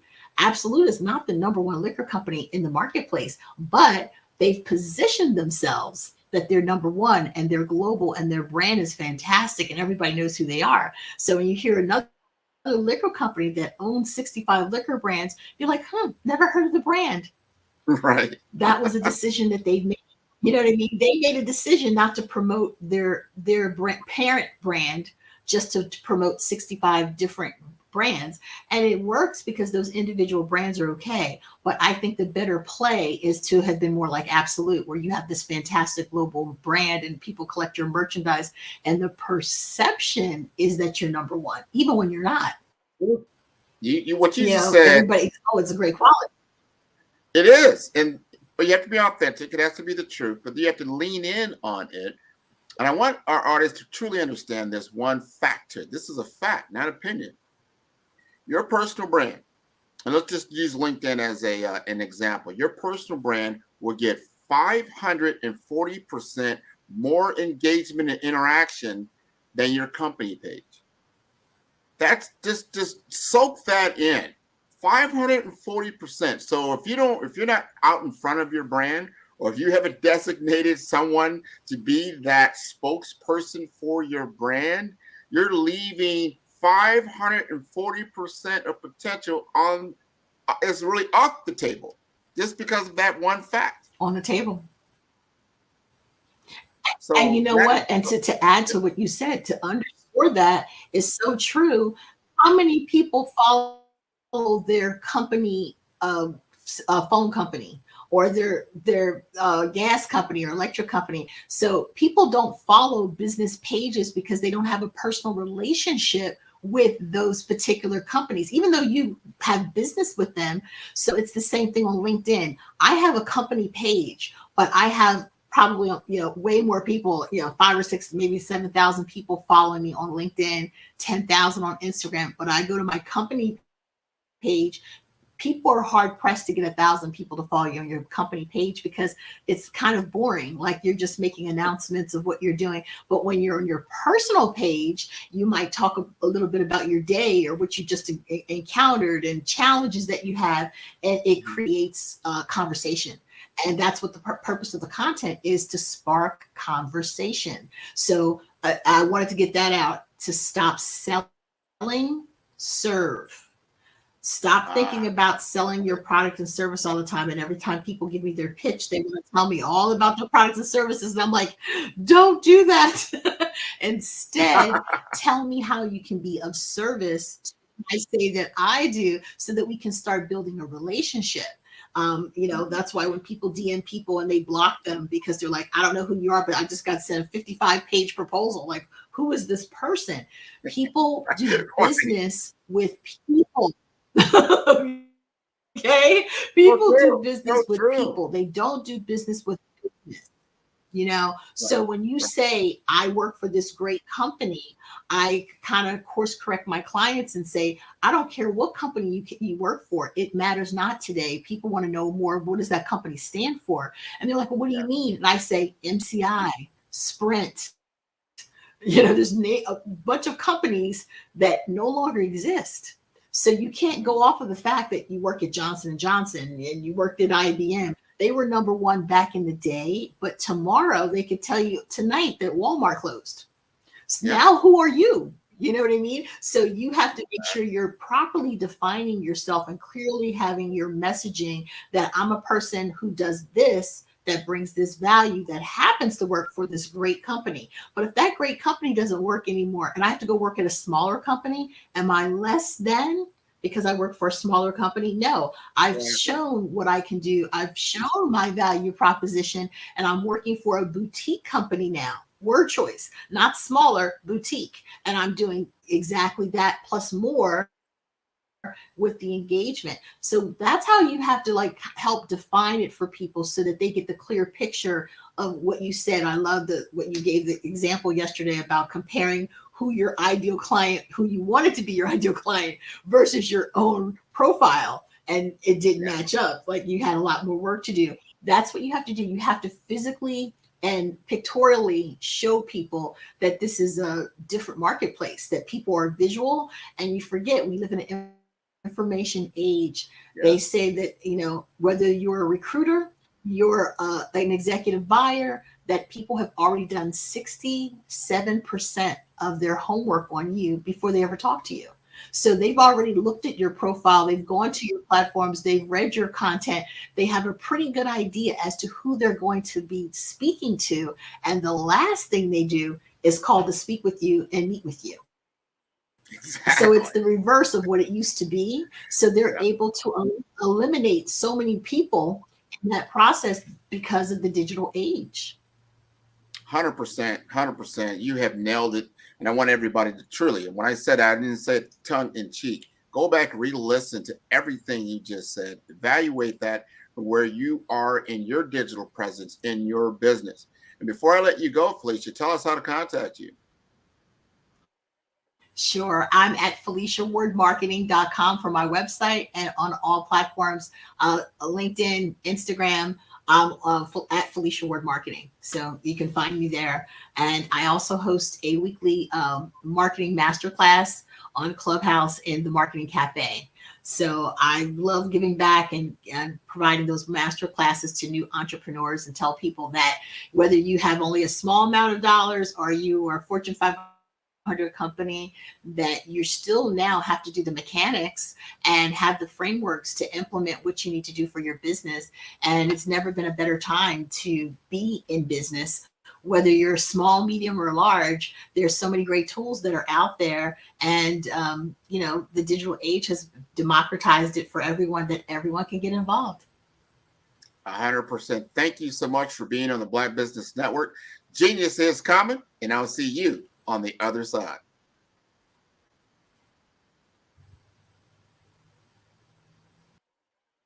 All right, that was wonderful. The Black Business Expo's mission is to raise funds for high school seniors going to college or K-12 entrepreneurs. This expo is a fundraiser for students. You may go to www.blackbusinessexpousa.com to donate to the scholarship fund or use the Cash App that's on the screen below. That's $BBXUSA. Our goal is to give laptops and up to $5,000 to 10 students. Students can register online at www.blackbusinessexpousa.com. Every dollar counts, so we want to remind you to donate to the scholarship fund. We'd like to thank our Black Business Expo USA sponsors for December 2023. NC100, Moody Capital Partners, Suede Soul, Lotus Rocher Coaching and Training, The Hello LLC, Carolina, Virginia Minority Supplier Development Council, Step Management, 5-Star BDM Media, BHS and Associates, Margie McLean Foundation Incorporated, Genius is Common, Earth Essentials, Milani Shiny Global, Executive Woman Success Institute, The Quality Coaching Company, Superwoman Business Services, Creative Force Studios, Lee Entertainment, Artistic App Design, Black Business Expo USA. Genius is Common, and I'll see you on the other side. Hello, I'm Dr. Madeline Ann Lewis, President and CEO of the Executive Women's Success Institute. And my genius is helping women accelerate the path to success. You know, I was blessed to have strong women in my life who encouraged, motivated, and pushed me to do my best and to never even think about giving up on my dreams. So I say to women, we must show up to rise up. We have talents and potential, but who will see them if we don't speak up and get noticed? I know that women are a tremendous resource on this planet, and there is nothing more fulfilling than helping a woman tap into her full potential. I do this because I want to be a part of helping as many women as I can to show up, to rise up. I do this because genius is common.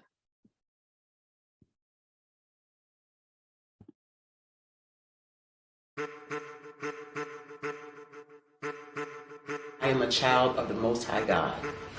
He has gifted me in ways that I could not even imagine and didn't know.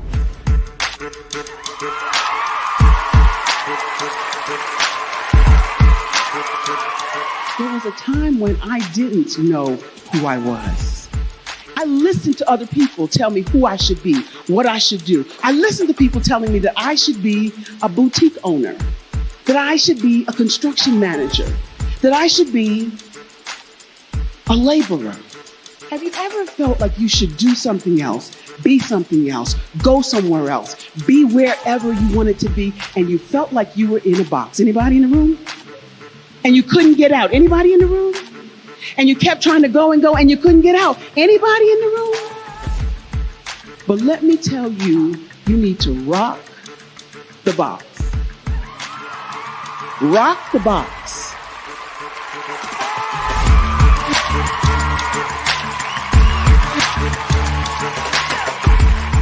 I am engaging, inspiring, and empowering.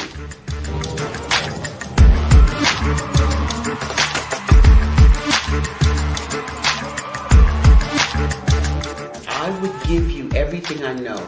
Just by touching you, if I could, by osmosis, give you every single thing I've learned, I've gone through, I know I would. We know that's not possible, but as it is possible, I love to share information with people. Some of you out there, people have told you that you can't be, you can't have, you can't do. But I will tell you, like Kingston said, you can, you must, and you will. If it's to be, it's going to be me. You got to say it. If it's to be, it's going to be. If it's to be, it's going to be. If it's to be, it's going to be.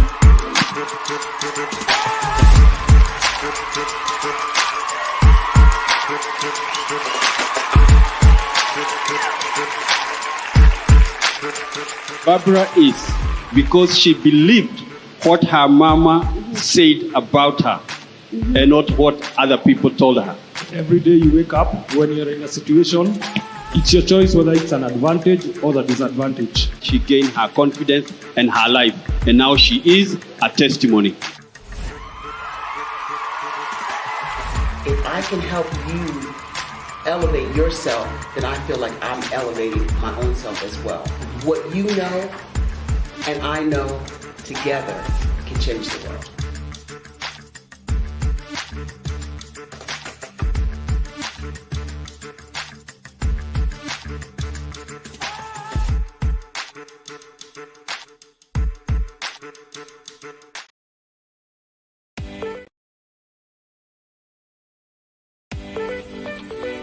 You are in the right place at the right time.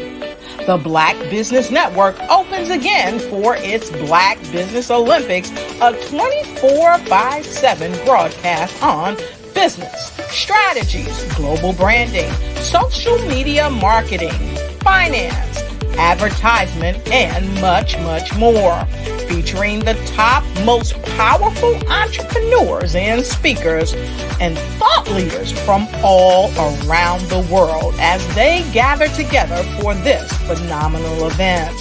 Join the Black Business Network streaming live into the metaverse, STEM City USA, Black Multiverse, Pod TV, Roku, Hulu, iHeartRadio, Apple TV, YouTube, TikTok, Instagram, Google Podcasts, Facebook, LinkedIn, IBM TV, Spotify, and Twitch. Tune in today and be a part of this amazing movement. The Black Business Olympics welcomes you.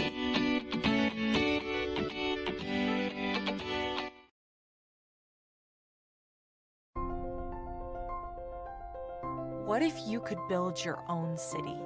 A place where every child can find nurturing people to help them achieve their full potential.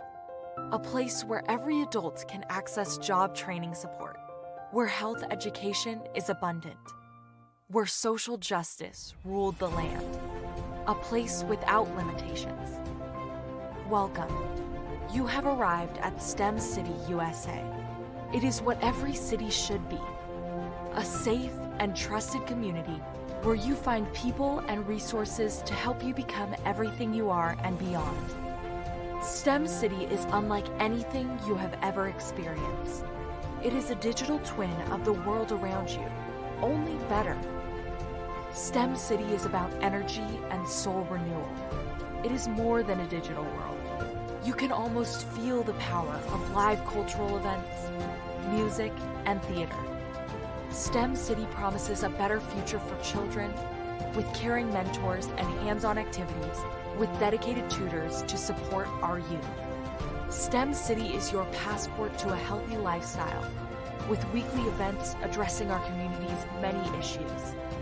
STEM City is your financial well-being with helpful information on wealth management, career advancement, job training, and so much more. STEM City is the community you deserve. It is the city where your dreams can come true. STEM City USA, a place in the sky that is accessible to all who reach for the stars.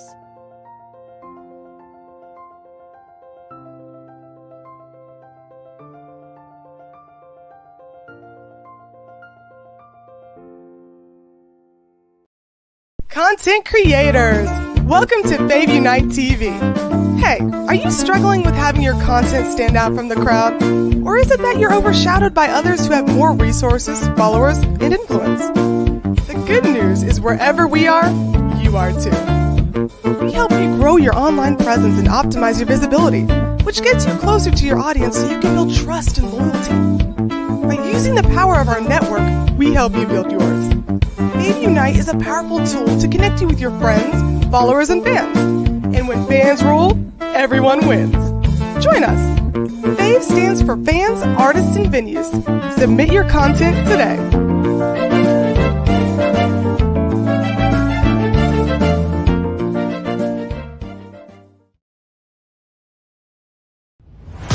Social media is evolving. It's more vibrant, more colorful, more energetic, and so are you. It's not just photos anymore. It's video, it's audio, it's subscriptions. And now there's Fanbase, a new monetized social network. Fanbase delivers the complete native app experience with full content monetization for every user. No algorithms that shadow ban your engagement or growth, and no ads. Follow anyone for free and subscribe directly to your favorite creators for $4.99 a month. Plus, show some love by tipping on any post. Also, make a Fanbase page and monetize your content the same way. Finally, connect with your followers by posting the amazing content you already create. And now, get paid for it. It's time to energize and monetize, because everyone's a fan of something and everyone has a fan base.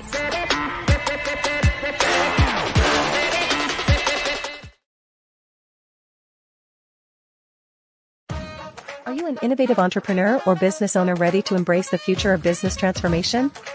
The world is evolving at an unprecedented pace, and it's crucial to adapt and pivot towards success in this dynamic landscape. At the Hello LLC, we are dedicated to guiding you through this transformative journey, offering a comprehensive suite of services that extend beyond the metaverse and 3D immersive experiences. Our mission is to empower businesses and brands by assisting them in building, branding, systemizing, and automating their operations. We specialize in steering businesses from a two-dimensional existence to a thriving three-dimensional presence, where opportunities abound. We help businesses harness the power of technology to work smarter, not harder, enabling them to operate efficiently and stay ahead of the curve. Our diverse range of services includes: Our Biz in a Box is a complete business solution package designed to jumpstart your entrepreneurial journey. From strategic planning to digital infrastructure, we've got you covered. Your one app, one tap solution. Our Motion Work AI videos transform your brand storytelling with our cutting-edge AI-driven video production, captivating your audience like never before. Our 3D VR environments will step you into the future of immersive experiences. With our custom 3D virtual reality environments that engage and captivate your customers. Lastly, in our Pivot membership program, we offer tailored guidance and support to either show you, teach you, or take care of the transformation process for you. According to a 2023 study by Fundera, a staggering 28% of small businesses in the United States do not have an online presence. This statistic underscores the importance of embracing digital transformation. Having a website is more than just an online presence, it's a gateway to unlocking numerous benefits, including reaching a broader audience, showcasing your products or services, generating leads and sales, establishing trust, providing customer support, and maintaining competitiveness within your industry. The Hello LLC is committed to helping you excel in all these aspects of modern business, not just limited to the metaverse alone. Why should you choose the Hello LLC to navigate this transformational journey? By partnering with us in harnessing cutting-edge technology, you can provide immersive experiences for your customers, expand your global reach, reduce operational costs, and enhance brand recognition, all while working with a company that holds integrity in high regard. Our commitment to ethical and principled business practices ensures that your journey towards success is not only innovative, it is also firmly rooted in trust and transparency. Don't wait. Take the first step towards a brighter business future. Contact us today to explore how we can support you in developing a remarkable digital presence and immersive experience that will leave a lasting impression.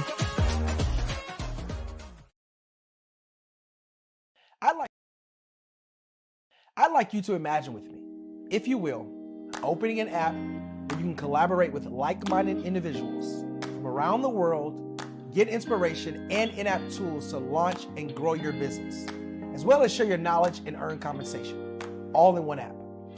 Well, the name of that app is Truso, short for Truly Social. Hi, I'm Matthew Newman, the founder and CEO of Truso. A new concept in social media, Truso is designed from the ground up to be a platform that's both social and empowering for all its users. How exactly do we do that? I'm glad you asked. First, Truso brings the world together via video. Psychologists assert that video provides a significantly more effective connection than audio only. When you enter a community on Truso, you're face to face. Second, on Truso, you don't have to have 1 million followers to monetize. Our business model allows all hosts and moderators to monetize, no matter the size of your following, by 1, producing fee-based content, and 2, inviting others to join the platform as subscribers. Even more, Truso has an in-app resource library with over 100 free resources, forms, and documents to help you build your brand and grow your business. Third, Truso is inclusive. The deaf and hard of hearing communities make up 360 million people worldwide. Unlike audio-only apps, Truso embraces this community, providing a networking platform that allows them to participate via video and closed captioning. We even have a deaf and hard of hearing foundation in the works as well. Fourth, Truso is both social and safe. We refer to Truso as a virtual extension of the beauty shop, barbershop, and brainchild of the community. A place where there's laughter, along with wisdom, growth-oriented conversation, and genuine connections in a safe space. Truso even has proprietary security to ensure we maintain a safe environment for everyone. Where are we at now? Truso is live, y'all. We've launched in beta and we're acquiring users daily.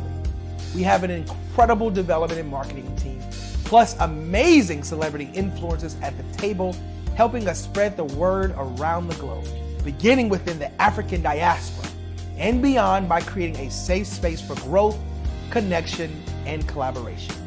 We're truly excited about Trousseau. We've created something special for which there is a global market.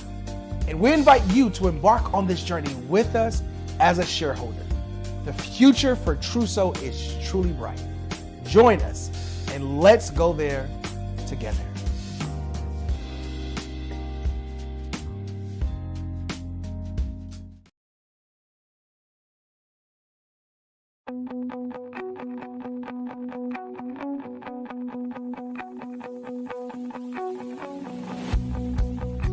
I am Black business. From the moment I wake until the time I sleep. Yes, I am Black business. I am Black business. Tell me, are you Black business? I am Black business. Do you support Black businesses? Listen, I support Black business because I am Black business. Black Business Expo, one of the largest business showcases in the history of Black business in the world. The world! Sign up today at www.blackbusinessexpousa.com or call 919-308-9090. I am Black business.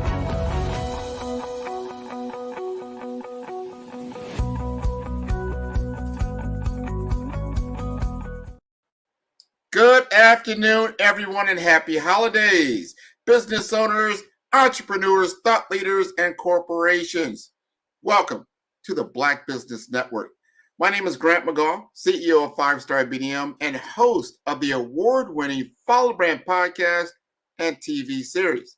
I'm your business moderator for this afternoon on the Black Business Network. The Black Business Network is a 24-hour business network showcasing Black businesses, business owners, entrepreneurs, and thought leaders worldwide. We are speakers from North Carolina, London, Singapore, Africa, Japan, and cities all over the United States. The Black Business Network is a global community sharing its business knowledge to empower, inspire, and educate businesses about business. It is my profound honor to introduce Spiritual Teak, a beacon of healing and transformation in our world today. As a natural empath, Reiki master teacher, transformational speaker and coach, theta practitioner, and a soon-to-be published author, Teak embodies a unique blend of spiritual wisdom and practical guidance. With her innate abilities and deep understanding of energy work, Teak has devoted her life to empowering individuals to ignite their true power and rediscover their purpose. Her journey as a rising galactic star seed has been dedicated to supporting others in their quest for self-realization and healing. Teak's mission is vast yet focused to impact 1 billion lives through her healing work and inspirational content. Her influence extends across global platforms, touching millions with her profound insights and transformative teachings. With over 2 decades of experience in nurturing the mental, physical, and energy bodies, Teak has been a guiding light for those seeking change and growth. Her mother's words ring true. Teak has indeed been ready from birth to guide others in rediscovering their truths and unlocking their full potential. Please join me in welcoming Spiritual Teak, a visionary leader whose work not only enlightens, but also elevates the human spirit. I give you Spiritual Teak. Oh, Grant, you can bring me on stage anytime. Thank you, beautiful soul. I was sitting here buzzing. I was saying, oh, okay, Grant. That is all you. I love doing that. That is beautiful. Thank you for joining us. Thank you for your energy and your wonderful spirit. It's a connection, isn't it? So Yes. you brought the energy, and then I'm here to join you in this platform so we can see what we can share with our people. Yes. We've got to get to know you. This is a perfect time to talk about these things. A lot of people are trying to find themselves, trying to get their purpose, their why. Why am I here? So tell us, what started you on your journey to start this healing work? Well, you know what, Grant? I always start whenever someone asks me that question, right? I always laugh first because I feel like I got born and I came out my mama's womb going, oh yeah, I'm back here again to do this. I Because remember. it's the realization that, I'm going to start like this and say this. When it's starting on my journey, I knew when I incarnated that I was back here to do something really, really profound to help people. And so my nickname used to be Talking. Well, maybe it still is Talking Tika if you ask my mama. But and that is because at a very young age, I was going up to people to tell them their truth. Now back then, things were not necessarily as accepted as they are now, or starting to be more. People are starting to become more aware or being more outspoken about, spirituality and what that means to them. And so for me in the beginning, it was a very sort of, granted, it was a little secretive situation. So I felt like I was living out of two lives. I had this inner knowing, this inner connection with spirit, the things that came into my mind's eye, the insight. And then I had, the other side of me that people seen where it's like, okay, well, she's an academic, she's into school, she's doing this, all the things that people would expect, a young person to be doing. But it was a hardship, I would say, because, when you're not living authentically and you feel like you have to live out of two worlds, then it impacts the vessel. And then I had to make a shift and say, but I am both. And I can't live in two different worlds. I have to merge them into one, which meant that I had to be confident standing in my truth, being a spiritual being. And that took a little bit of work, Grant, in all truth, but it got me to where I am today.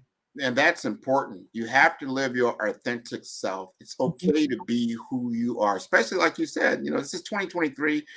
You have to be who you are. Life is short. I think the more you live, you understand you have a short episodic time. It's your story. We're expecting you to take the stage and live your story because you are the authentic piece to this puzzle we call human life. Absolutely. Now, we need your definition. How do you define spirituality? What does spirituality mean for you? Well, you know what spirituality means for me is how I connect with my God and my creator. And I do my best to get away and step away from religion and spirituality because, I grew up Christian and I still hold those core values. And sometimes I meet, sort of, I'm going to use the phrase new age people. And they're like, but you went to church? Of course I went to church. That was my upbringing. It's very much so a part of my fundamental being to this day. But I have a deeper sense and understanding that we are not just the only ones vibrating on this planet. I have a connection with what we call energy. Energy is everything and everything is energy. Science will tell you that. But in the same breath, that expansive hypersensitivity to energy. So when I think about spirituality, it's the connection to all things, okay, and having the awareness of being connected to all things. And so I call it like levels of awareness because my level of awareness, Grant, will be different than your level of awareness when it comes to your spiritual journey and what that means to you. So I might say to you, Grant, I can hear the vibrational frequency of a tree. And you might look at me and go, all right, T. But that's a level of awareness because I see things in my mind's eye and the trees are alive. They do vibrate at a certain frequency. But to say that and attempt to make that a norm will frighten some people because they're like, that sounds weird. But I can only normalize who I am and say, well, actually, the tree does vibrate at a frequency. And now there's technology you can put onto a tree and you can hear the signal, the frequency. So again, you know, things are starting to merge science with spirituality and people are beginning to see that what we're talking about at a baseline is energy. So when I look at spirituality for me, it starts with my core way of being. I know that I'm a spiritual being and I have to go up here with my hand, right? I know that I'm a spiritual being having a human experience. Yes. Okay? And that's the important piece of this. You know, I'm not a human being having a spiritual experience because they don't work like that. No, yeah, it's an understanding and an awareness, as you just stated, very much aware. Trees do vibrate. Everything does have a frequency. This is how we're talking to one another right now because of an established frequency. You know, I'm in information technology, so I understand that without being attuned to the same frequency, we cannot have a continuous conversation like we're having right now. So your our ability to be able to communicate at that level is great. People have, I just probably like a billion Christmas trees. I mean, it's maybe not that many, but there's a lot of Christmas trees in people's homes right now. A lot of people don't really understand why that is. What does that tree represent? A lot of times people don't understand that tree actually represents the universe, the actual universe, right? Absolutely. And I'm grateful that you brought that up because a lot of people gravitate. There's this book by Michelzvik called The Flower of Life. And it merges sacred geometry and talks about the different symbols, etc. But there's a tree of life, and so when you break down that symbol and what that actually means, but we are talking about the fabric of the universe. We're talking about when you can break down the symbols, the sacred geometry. We're looking at mathematics as well. So again, we're about merging things together in that sense. And when I think about a tree, and you think about this, the tree, the tree is life. When you watch the seasons and the cycle, right, it goes through change. So through each season, spring, you go through fall, the leaves fall off, you go to winter, it's a bit of a calm season. Then you get into spring, you spring forward, and then summer is all bloom, right? And it's a bit like our lives. And I seem to tell people that when you're on this spiritual journey in this path, you got to honor the season that you're in. And then you got to honor how you're growing in that season and being patient and kind with your vessel. So for me, even tapping back into what you're saying about spirituality, every part of what you're doing is spiritual because you're connecting to the frequency and the fabric of your life and when the moment that you are in. Awesome. Like that. So we've established our baseline. We are in the tree, right? There's twinkling lights. People don't realize those twinkling lights are actually the stars. That's why they did that. Mm-hmm. So now we got that out of the way. I want to understand what a Reiki master teacher is. Help us understand that. Mm-hmm. I sure will, Grant. That means I got these healing hands. I remember, let me tell you a story. I remember my pastor back in the day, I think I was like 21 years old. So she, in the church, we say evangelist, right? And so she would have us lay hands on people. And so the thing is very similar. We're pushing energy through our hands and setting our intention to send love and light or healing to the person in front of you, right? So the pastor can lay hands on you and channel spirit, right? And do the same thing. So Reiki, by term, it means life force energy. And it was created in Japan, okay? But when I say it out my mouth, I have to bring it back to the baseline. So when we talk about energy, we're talking about, to me, that's source. So that means that anyone could tap into that energy. Okay. So being a Reiki master teacher, and I, again, even saying those words, because I don't believe anyone is the master of anything, because I feel like we're always evolving. So you can hold a pose in yoga, for example, but you can always go a little bit further. You can read, but you can always read more books, So, but that's the title in terms of being able to teach. So what Reiki is basically is an opportunity of what's the alternative healing. So Reiki is life force energy. So you're channeling this energy through to help people in terms that they have sort of stagnation in their body. They have pain. Like, for example, one of my clients has systemic lupus. So she gets a lot of pain in her body. So by coming to Reiki treatment, it's not to get into Western medicine. It's like an alternative way of sort of healing. So in that practice, I'm literally tapping into life force energy as a channel and then pushing love and light into her body. And the energy goes to where it needs to go. So to help dissipate the pain. So for example, she had a targeted area in her shoulder, then I will focus on that. But there's key places that you would actually focus that energy. Now, to become a Reiki master teacher, then I had to take and practice, in some courses. But practice means I'm giving myself the opportunity to become familiar with the energy. And when you practice anything or connect to anything, what do? You expand your awareness even more. So I channel that energy as a clear vessel. So I teach people to be able to do that. So that's what they call a Reiki level 1 or level 2 or mastery sort of attunement course. So in Japan, the creator of, well, I'm going to just say creator, but who channeled the information down from source and then began to teach it. There's certain symbols, et cetera, to sort of magnify the energy. So when people are being attuned, they are practicing. So the energy as it flows through. And then as you go through the different stages, then you learn different symbols to empower the energy. That is so, first, it's very interesting. Very, very interesting. And you've been successful. I took a look at your website. I'm like, wow, first, it's very nicely done. Thank you. I like that. And it flows. So tell us about the business aspect of what you do and why people will be interested in working with you. Yes, of course. But what I do is I support people to find their truth and their purpose. And I believe that I'm a reflection of everyone that I come in contact with because I'm a spiritual being having a human experience. And so having the opportunity, I say opportunity because having a human experience, many, if not all of us have been through trauma. So having a deep sense and understanding of trauma and energy, then I look at where things are lodged in the body. So there, the body is an amazing vessel. It holds things. It remembers things, right? So you remember cell memory, muscle memory. You understand? So energy is stored. You go through a traumatic event, for example, it stores in the body, but that energy over time causes stagnation, and it can create what I like to separate and say dis-ease or discomfort in the body, or stagnate the mind from you living out your truth. So it's important that people start to dissect and dig into whatever it is that's happening to their life. And see, that's where I come in. So where their legs are weak, mine are strong. And I say, I got you. And we can do this together. No, I like that. I like that. So you okay. I'm getting a better understanding, So I want to know, like, if it were me, if you were going to talk to me and I'm beginning my spiritual journey, how would you get me prepared? How would you go through an assessment, or what is that beginning step that needs to take place? Well, yeah, it all depends. So one of my biggest things is, well, first of all, I got to be clear, Grant. I don't necessarily work with everyone because everyone's not necessarily ready for their healing journey, right? Yeah. So the first thing that I would do is I'll say, Grant, let's have a consultation. Okay. So what that consultation is you giving me the opportunity to come into your space. Now, I said I'm hypersensitive to energy. That means that I can feel energy in or around the body. So that's you trust in the process as well. So I don't dive into people, I have clients all over the world. So I'm not going to say, any sort of religion belief. I just ask the individual, whoever you believe in, whoever your God and your creator, that's where your faith base comes in. Because I know that source energy, it doesn't matter who you are, what walk of life, where you come from. We're all tapping into the same thing, but I like to meet people where they are in that sense. Okay. And so this consultation gives me an opportunity, just like we're kind of here, like on this platform, where I'm able to then get your permission to come into your space, because that's important.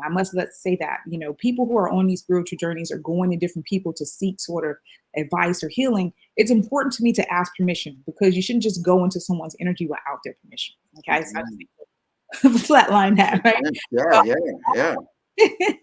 I would ask your permission. And then, I like to call it a cycle of breath. So I'll go into myself and breathe, and then go into higher levels of consciousness here. And then come into your space and just see, like, what are we going to dig deep in to see what it is that you want to shift and change, and maybe what are you ready for? So the consultation can open up. Usually, one of my team always say, T, you make people cry. I'm like, I don't mean to make people cry, but what happens is that there is the vulnerability, the safeness to be vulnerable about whatever it is that's happened, because my vessel is emitting a frequency of safety. You understand what I mean? So when that comes up, then I share it. Well, you start to say certain things, but I hear, say you say to me, Teak, I want to elevate and achieve another sort of higher position in a role or something like that. So what I'm hearing from you is the limiting beliefs that's in the subconscious brain. So remember, I've been talking about frequency and vibration. So you can say a statement, but then it'll hit my ear slightly different. So I might hear what's behind it. Okay. So the fears that might be behind it, the limiting beliefs that might be behind it, the past traumas that might be behind it. So then it leads me to ask you a different question that opens up sort of Pandora's box. We get to the core. When I get to the core, then I can sort of dissect, okay, what will be beneficial for your vessel now?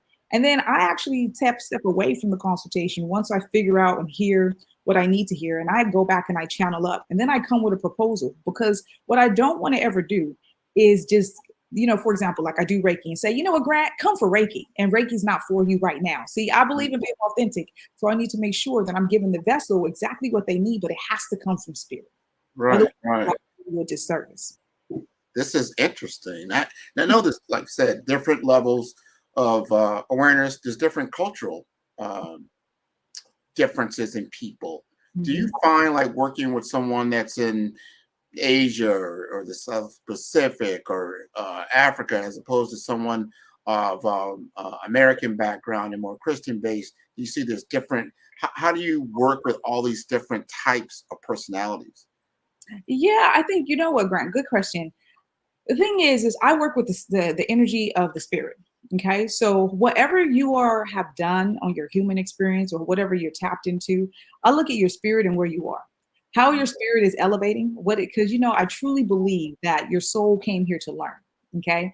And so often I can show someone a pattern that they have been repeating in their life when they come to me and have a conversation.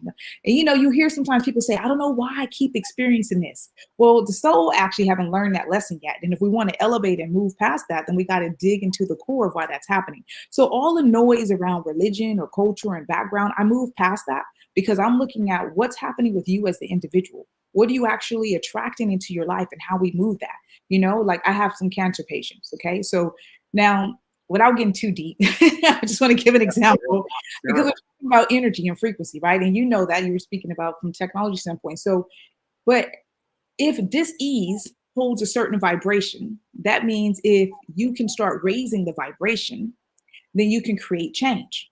So, for example, I have a cancer patient who has tumors in her breast. Okay, now when it comes to the breast, it's about nurturement, okay, self-care and self-love. So in the consultation, when I started to hear the conversations, I'm like, oh, okay, do you have resentment, anger, disappointment, right? So these things start coming up. As I say that, emotion evoke, because the body was been holding that tight energy there, right? So when we have all of these different frequencies, and some of them of a lower vibration, then you're going to do what? You're going to create inflammation in the body. Okay. You can eat certain foods that will contribute to the tumor growing. So I look at the mind, body, and so I look at everything holistically. So, again, it's not working necessarily with the cultural aspect. I respect it because some people come, for example, like African spirituality, to be full, Grant, I don't practice any sort of religion in that way. I keep it to source and spiritual energy because I think it complicates matters. But I honor and respect if someone does, for example, practice African spirituality. But because I'm not versed in that, I'll ask them, what do you do and what feels comfortable for you? But then I'll share my experiences. I've traveled quite a bit. I'll share my experience and my knowledge in that, but keep them where they, in the plane of sort of where we need to be in terms of their healing journey, because that can be a distraction to what the root cause is. Do you understand? No, I understand it because everyone, people speak different languages, people have different cultural experiences, and just getting a base understanding of how they interpret certain things. I think it's so important, especially when you're dealing with something that they're not very familiar with. I think it's natural to like go from the known to an unknown. Well, I'm not sure. So then you will imagine how things may be or may not be. So then you're in that world of a delusion or an illusion, or so you got to set that the level set. This is the expectation that we're going to work with. So then it gives them a level of understanding. Am I making sense? Absolutely, making perfect sense. And that's about what it is. Because going back to the statement, levels of awareness, I have to meet you where you are. Because first of all, I have to teach you something, right? I have to teach you to start becoming familiar with energy. Okay. And that's number one, because if I can't expand your level of awareness, some of the things that I might say to you, it might, like you said, it might sound foreign. It might feel like, oh, I don't know about that. But I start with your breath because breath is life. And when I teach people how to breathe and become aware of their breath, then we can talk about their trauma, right? We can get into the psychology of it and say, well, look, for those people who have been in fight or flight for most of their life because of certain traumas, etc., it lives here, the throat chakra, the heart. I say breathe, and they're like up here. And I'm like, well, no, I want you to breathe in your diaphragm, But that is a learned behavior through the traumas. They're ready to go, you know what I mean, at all times. To unlearn that first. So I wouldn't just dive into the things that come into my mind now. I wouldn't start sharing in depthness because I need to, in essence, train them up to the feeling and the awareness so they can feel safe and secure. Because at the end of the day, they're trusting me to support them through that journey. Is it possible that you could give us just a couple of minutes of just to help people with a breathing exercise? There's a lot. Everyone knows around the holiday time, there's stress. There's financial stress, there's family pressures, there's all this stuff. Give us just if you don't mind, is that possible to do? Just a couple of minutes. It's very possible, Grant. And you know what? Why I'm smiling so big is because I went upstairs before this segment and Spirit said, grab one of your sound bowls. And I was like, yeah, that sounds good. I'm gonna bring it on the show. So that's exactly what I did. Nice. So there's no accidents to this sort of conversation. Yeah.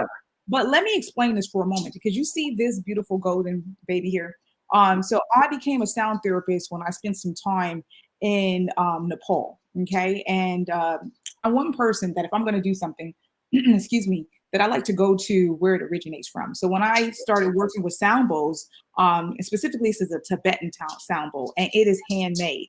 And I only work, it's already vibrating. I only work with handmade because it holds different metals in the body. I'm combining my words. It holds different metals in the bowl, but the metals that it holds in the bowl are equal to some of the metals we hold in the body. That's what I want to say. So when I get excited because this is my exciting day, yeah. But when it vibrates, it sends a what? A frequency, right? So we've been talking about energy and stagnation. So for example, when I do a sound session for someone, okay, I can do a number of things. I can put these bowls around the body to help with stagnation energy. So when I say stagnation, I feel like energy is stuck like a little knot. And basically what it do is like shake it up, shake it apart. And that's what we want to do. We want to reduce the inflammation. We want to reduce the blood to go flow. You know, we want the blood to flow in the body, etc. And it promotes sort of mindfulness, bringing somebody to an immense calm. Most people go to sleep on me. So Grant, when I start playing this bowl, I don't go to sleep on me, okay? Yeah, I'm listening. So what I'm going to do with sharing that, because I think it's quite important that people understand that it's connected, but this bowl is a B note. So just like anyone out there who is a musician, they will understand this a lot better. I'm not a well, I'm a sound therapist, but I'm not like a guitar player or something like that. But each bowl has a different note, and this is a B note, okay? And so the B note is a crown. Yeah. So I'm going to play, well, maybe like 30 seconds or so of this. So what I usually ask people to do, okay, is we don't want to block all the energy. So I always tell people to put their feet flat on the floor and they turn their palms up, okay? And so I call it a cycle of breath. So I get people to do 3 breaths, and that's 1 cycle, okay? So I'm going to guide you through today. Grant, you're going to be my participant. I am. I represent the audience. This is great. Perfect. Okay. So I'm going to close my eyes with you for a moment. And then on my count of 3, then we're going to breathe together as a collective. Okay. So 1, 2, and 3. And go ahead and take a deep breath in for me. And expand as far as physically possible. Hold. And a gentle exhale through your mouth.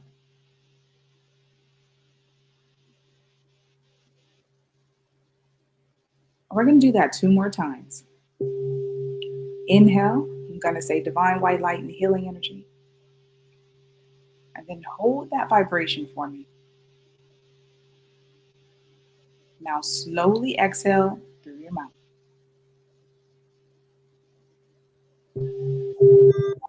Beautiful. And one more time, take that breath a little bit further for me, Grant. Inhale, divine white light and healing energy, and expand in the abdomen. Expand, expand, and hold that vibration. Now slowly exhale through your mouth. Allow your breath to go back to a normal rhythm of breathing. And just listen to the sound of my voice and the sound of this bowl. Bring the awareness into your mind's eye, that space between your eyebrows. And then bring the awareness into your heart. And I want you for one moment to imagine that there's a flicker of light. Allow that light to expand and let it expand throughout the body. Just focus on the light.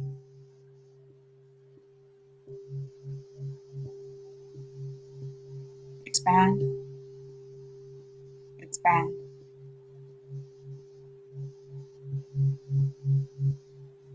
Beautiful.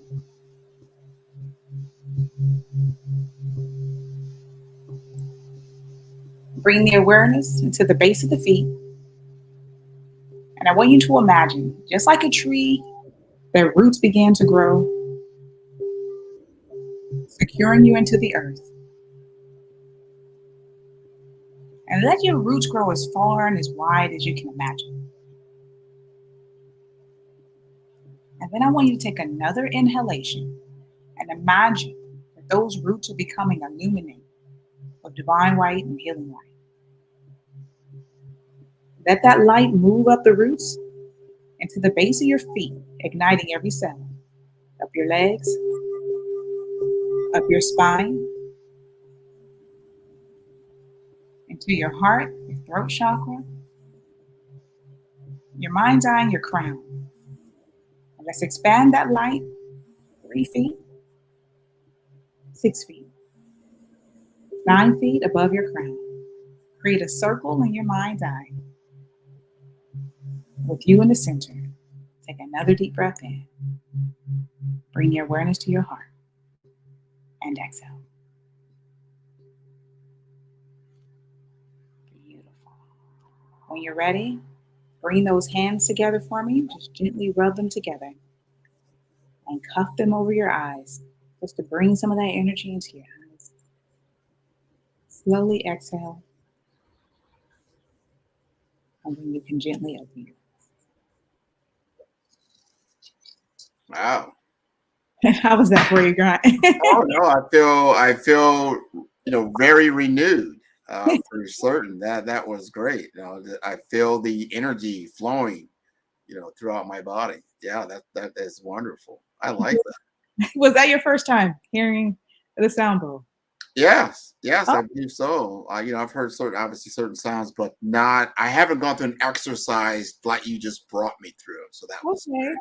Yeah, I like the imagination, the focus, being able to visualize. The visualization was there as well. So very good light and sound exercise. Excellent. Thank you, Graham. Great. I'm grateful that you enjoyed that. Oh yeah. No, I like that. I like what you're doing. So I see you have a very large following. Yes, I guess so. You know what, Grant, I get off shy with that sort of stuff because the thing is that, my sister said something to me because I said, the mission is to empower, impact billions. And I remember on TikTok when my videos was being seen by, tens of thousands of people. My sister was like, she's like, sis, you already impacted millions. I said, well, no, sis, I don't have that following. She said, but millions have seen your videos. Thank you, young person. Put it into perspective because it's true. The mission is to empower and impact people to feel and encourage them that, they're safe in this world. They're safe to be their true, authentic self. And they need to step into themselves mindfully so they can see things clearly. But, that spirit is pushing me a different way, Grant. And so I never wanted to be on social media. I'm telling you, I didn't want to be seen in that way. But I'm grateful because the messages that I receive from heart, especially when I do prayers, it brings me to tears sometimes because that is authentic energy. And that is, I'm going to use the word God saying to me, Teak, remember when I told you you need to do this and this? I'm like, I am listening to you. Okay, thank you. So it's great. It's very good. We need positive energy. We need positive role models. We need positivity of itself, especially in our social media realms. I think now we're starting to mature. People got into the social media world doing a lot of vanity, human vanity on steroids. But now they're realizing, you know what, we can do a lot more with this than just show our vanity.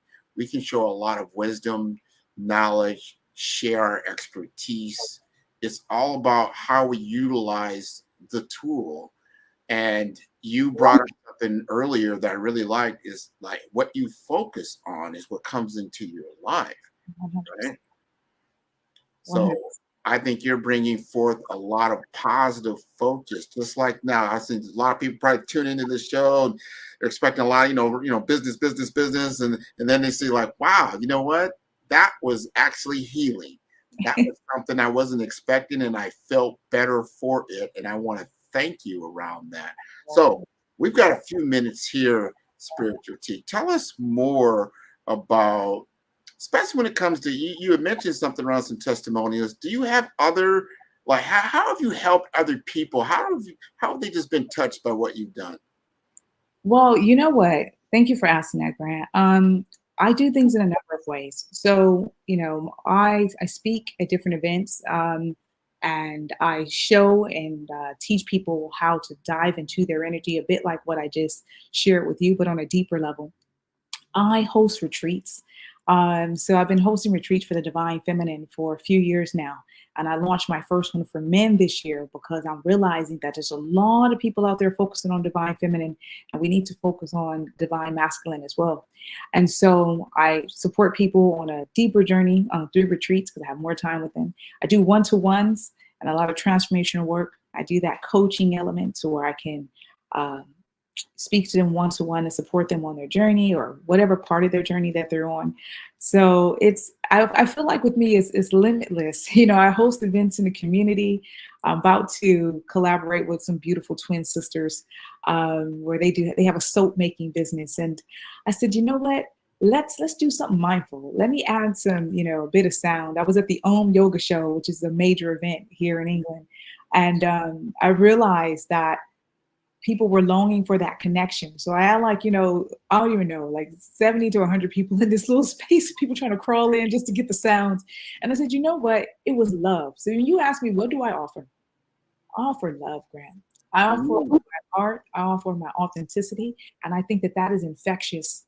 And that is what brings about change when I hear back from these beautiful souls, because, they're pouring back into me when they give me their testimonial and telling me. But I always say to them, I'm the vessel to support you on this journey. This is bigger. We're part of the collective consciousness, and I'm doing my role to ensure that you turn on your light so that you can affect somebody else. So to me, no, turning on the light, man. We're turning on the light today. This is about Black business and the culture. This is what the day is dedicated for. Perfect timing, as I would say. Did I hear you say you're in England? Is that what I heard? Yeah, I live in London.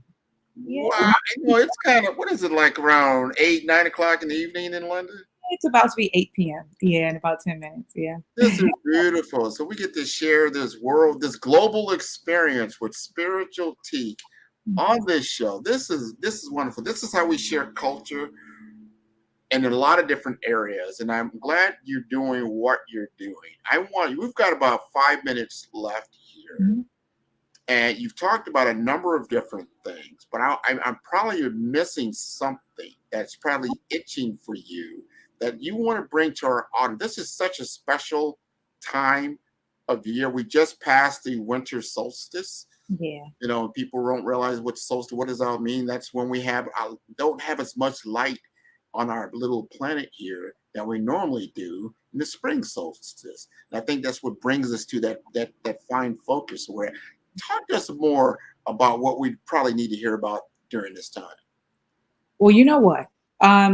Thank you again. I always say thank you because I just need to give gratitude because I want people to understand something important too about, the solstice or the equinox. Because ironically, and it's not ironic, when I host my retreats, they're during the specific times. So I host my feminine retreat during the equinox, and I hosted my masculine retreat during the summer solstice. And it's purposeful because the earth is alive, it's vibrating at a certain frequency as well, right? So when we become more aware about the energy of who we are, but the energy of the land, and starting to realize that it's all connected. So how you may feel when the moon is in a certain place, etc.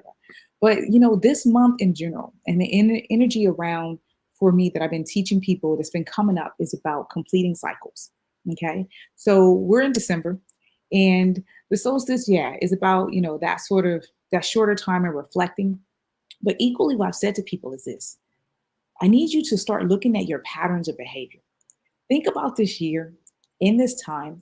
And, really, we say year, but the next day is the new year, but it's a new moment, isn't it? So we really should get our mindset away from these sort of little chunks of things and go, what can I do in the moment? So in this moment, what I would like for people to sort of take away from that is you can change the next moment. But if you're living in the past in your frequency and you're focused on what's happening in the future and not necessarily right here, then what you're doing is you're doing yourself a disservice because the energy inside of the body is creating things that you may not want to attract. So I want people to start looking at those patterns of behavior. I want them to start going deeper inside and saying, well, what can I do to change? As we're in this winter season, what is it that I want to shift for myself? Am I happy with those patterns that I've been having? And are they giving me the same result? Do I want that result?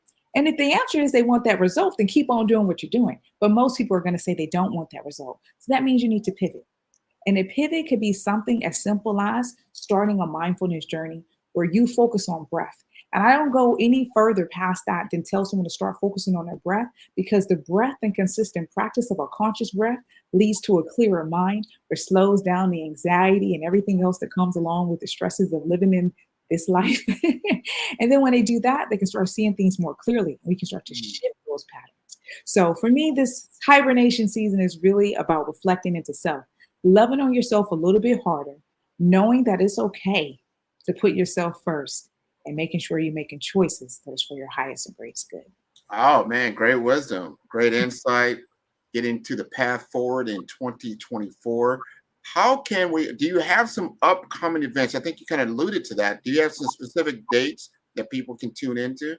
I do. You know what? People can tap onto my website. Well, everything is Spiritualtique. So they can find me on TikTok, Instagram. My retreat page is on Instagram as well. But I have an upcoming 1-day virtual womb retreat. And so that's a conversation that dives deep into women becoming in tune with the energy in their womb and what gets stored. A lot of women have, or things have been created like fibroids, et cetera, et cetera. So we get into the root of this, sort of how this was created, the energy to sort of releasing that. So I got the womb retreat happening. I have a collaborative event for people that are in London with the ladies who are making soaps. I'm doing some mindfulness and rounds of sound bowls. I have Spirit has launched on me to do what I call spring fellowship. So in April, I'm taking to the streets. And I'm going to be laying hands on people, Grant. So basically just doing community work and inviting people to come out. And like I explained to you about Reiki, putting hands on them if they are open to it, and just fellowshipping in that sense. My retreats, I have Portugal on the list this year. I'm taking people to Nepal. England and Cumbria is still there. It's my signature retreat.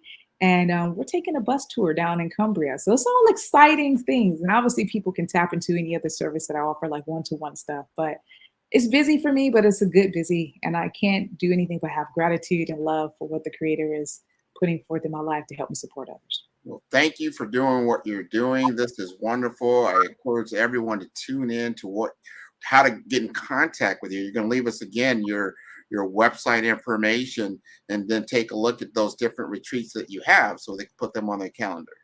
Absolutely. That's Spiritualtique. So spiritualtique.com. Find me there and connect to my Instagram and any other channel and platform I'm on. Thank you, Grant. I appreciate you.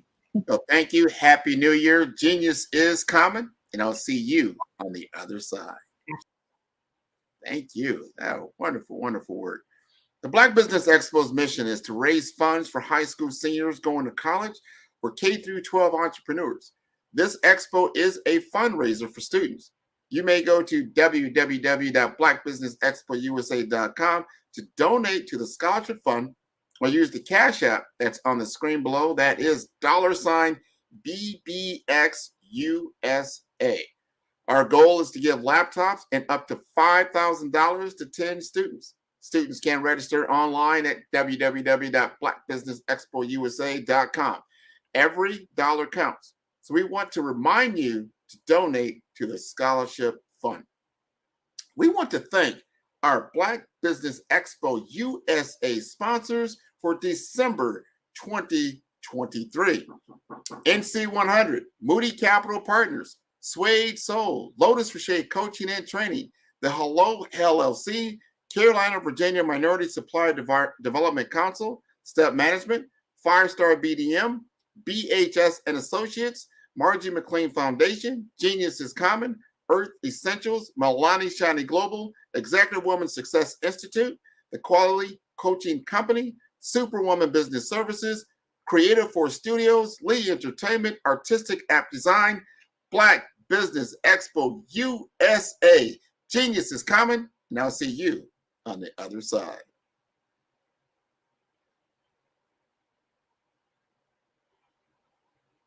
Five-Star BDM, Brand Development Masters, is a professional consulting and advisory group keenly focused on business development services for the small to mid-sized business and entrepreneurs. Although every business is unique, they often share business development challenges that can be addressed through smart branding. Services include process improvement and operations, digital strategy and transformation, business intelligence, digital marketing, and personal branding. Our business and personal branding company has helped a number of professionals and organizations to optimize and grow. This results in more business, more opportunities, better reach, positive outcomes. Visit www.5starbdm.com today to learn more.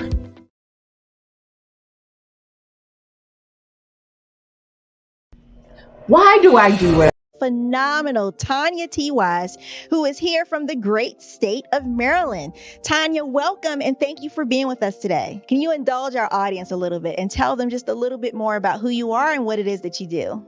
Well, I love being able to talk to people and have a magnetic attitude, being able to just show them. So I always like to say, level up is Coach at Tanya T. Wise here. So can you tell our audience, just give them a teaser about what your presentation will be about? So my philosophy is that we should all be living our dream life. So tomorrow I'm going to talk about how you start living your dream life. What are some of the things that you thought about in your childhood that you just kind of let go and dormant? Wow. And I want to reignite that and just give you some pointers and some tips, some tools, some strategies to be able to start living your best life now. And guess what, Rhonda? And leave an inheritance for your legacy.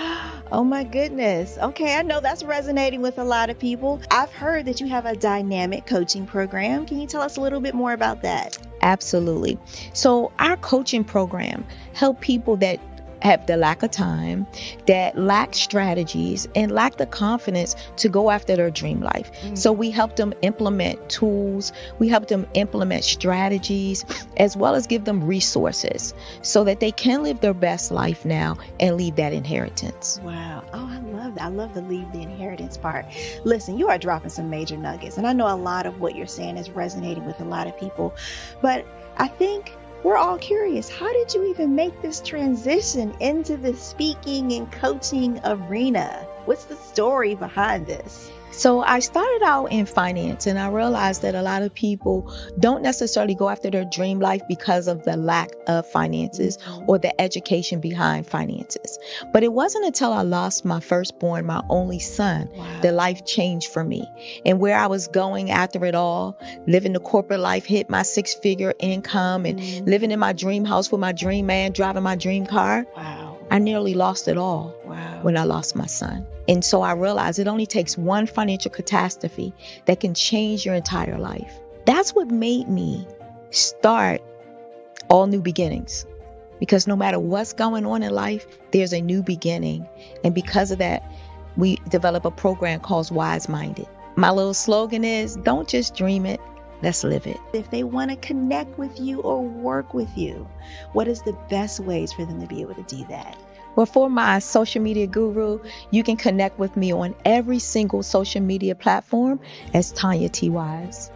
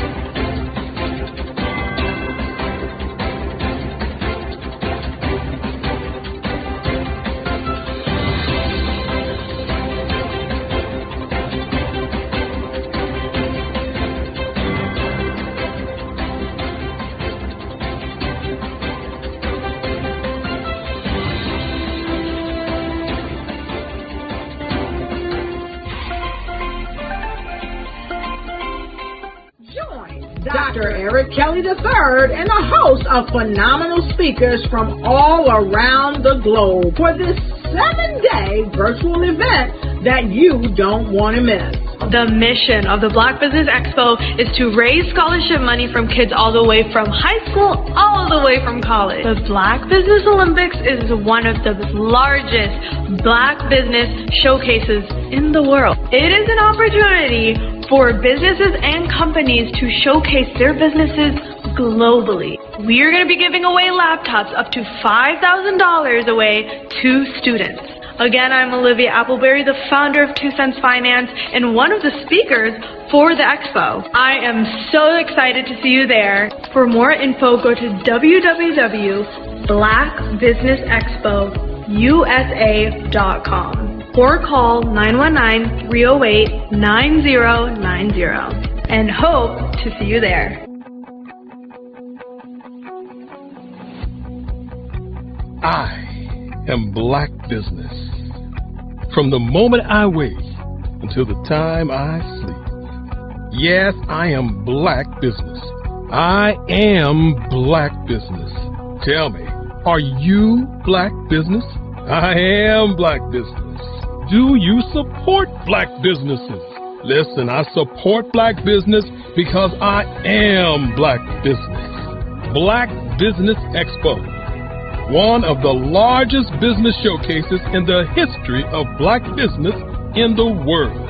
The world! Sign up today at www.blackbusinessexpousa.com or call 919-308-9090. I am Black Business. I am Black Business. From the moment I wake until the time I sleep, I am Black Business. I am Black Business. Are you Black Business? I am Black Business. Do you support Black businesses? I support Black business because I am Black business. Black Business Expo, one of the largest business showcases in the history of Black America in North Carolina.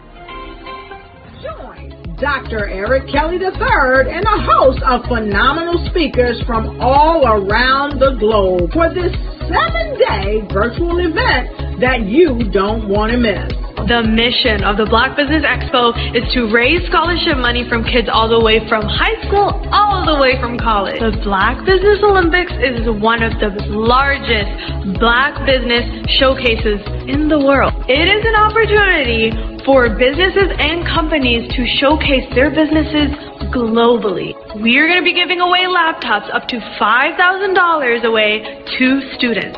Again, I'm Olivia Appleberry, the founder of 2 Cents Finance and one of the speakers for the expo. I am so excited to see you there. For more info, go to www.blackbusinessexpousa.com or call 919-308-9090 and hope to see you there.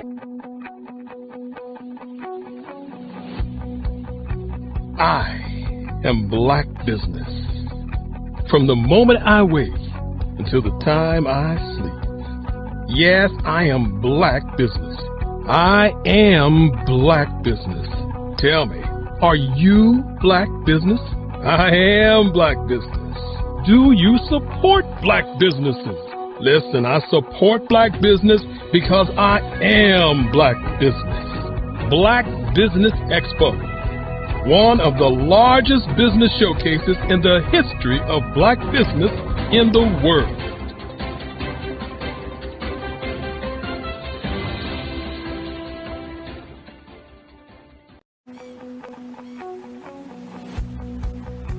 I am Black Business. From the moment I wake until the time I sleep. Yes, I am Black Business. I am Black Business.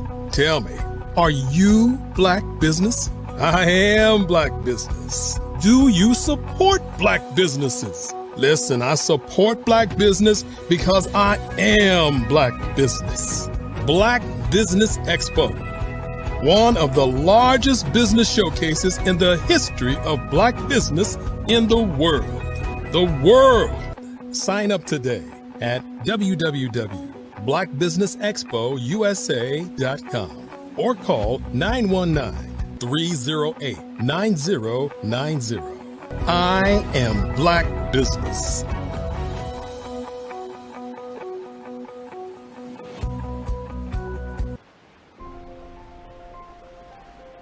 What What if you could build your own city? A place where every child can find nurturing people to help them achieve their full potential. A place where every adult can access job training support, where health education is abundant, where social justice ruled the land. A place without limitations. Welcome. You have arrived at STEM City, USA. It is what every city should be. A safe and trusted community where you find people and resources to help you become everything you are and beyond. STEM City is unlike anything you have ever experienced. It is a digital twin of the world around you, only better. STEM City is about energy and soul renewal. It is more than a digital world. You can almost feel the power of live cultural events, music, and theater. STEM City promises a better future for children with caring mentors and hands-on activities with dedicated tutors to support our youth. STEM City is your passport to a healthy lifestyle with weekly events addressing our community's many issues. STEM City is your financial well-being with helpful information on wealth management, career advancement, job training, and so much more. STEM City is the community you deserve. It is the city where your dreams can come true.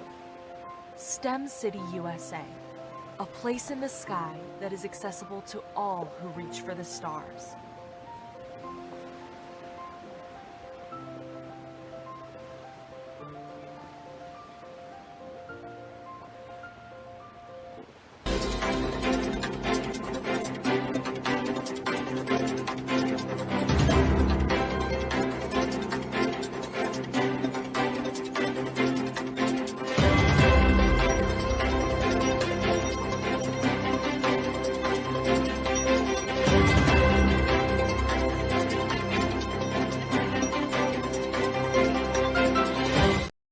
Are you a forward-thinking entrepreneur or business owner?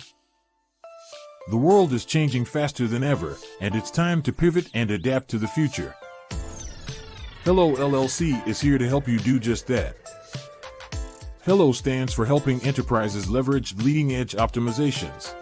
Our innovative solutions can streamline operations, reduce overhead costs, and give you a competitive edge in a market projected to reach $5 trillion by 2030. By pivoting to the metaverse, businesses can tap into a rapidly growing market that is projected to be a significant part of daily life for 25% of Americans by 2026. As a full digital metaverse agency, the Hello LLC can help you create custom solutions to streamline operations, increase productivity, reduce costs, and drive brand recognition. Why should you pivot to the metaverse with the Hello LLC? By leveraging cutting-edge technology, you can provide immersive experiences for your customers, expand your global reach, and unlock new revenue streams. Contact us today to make the pivot.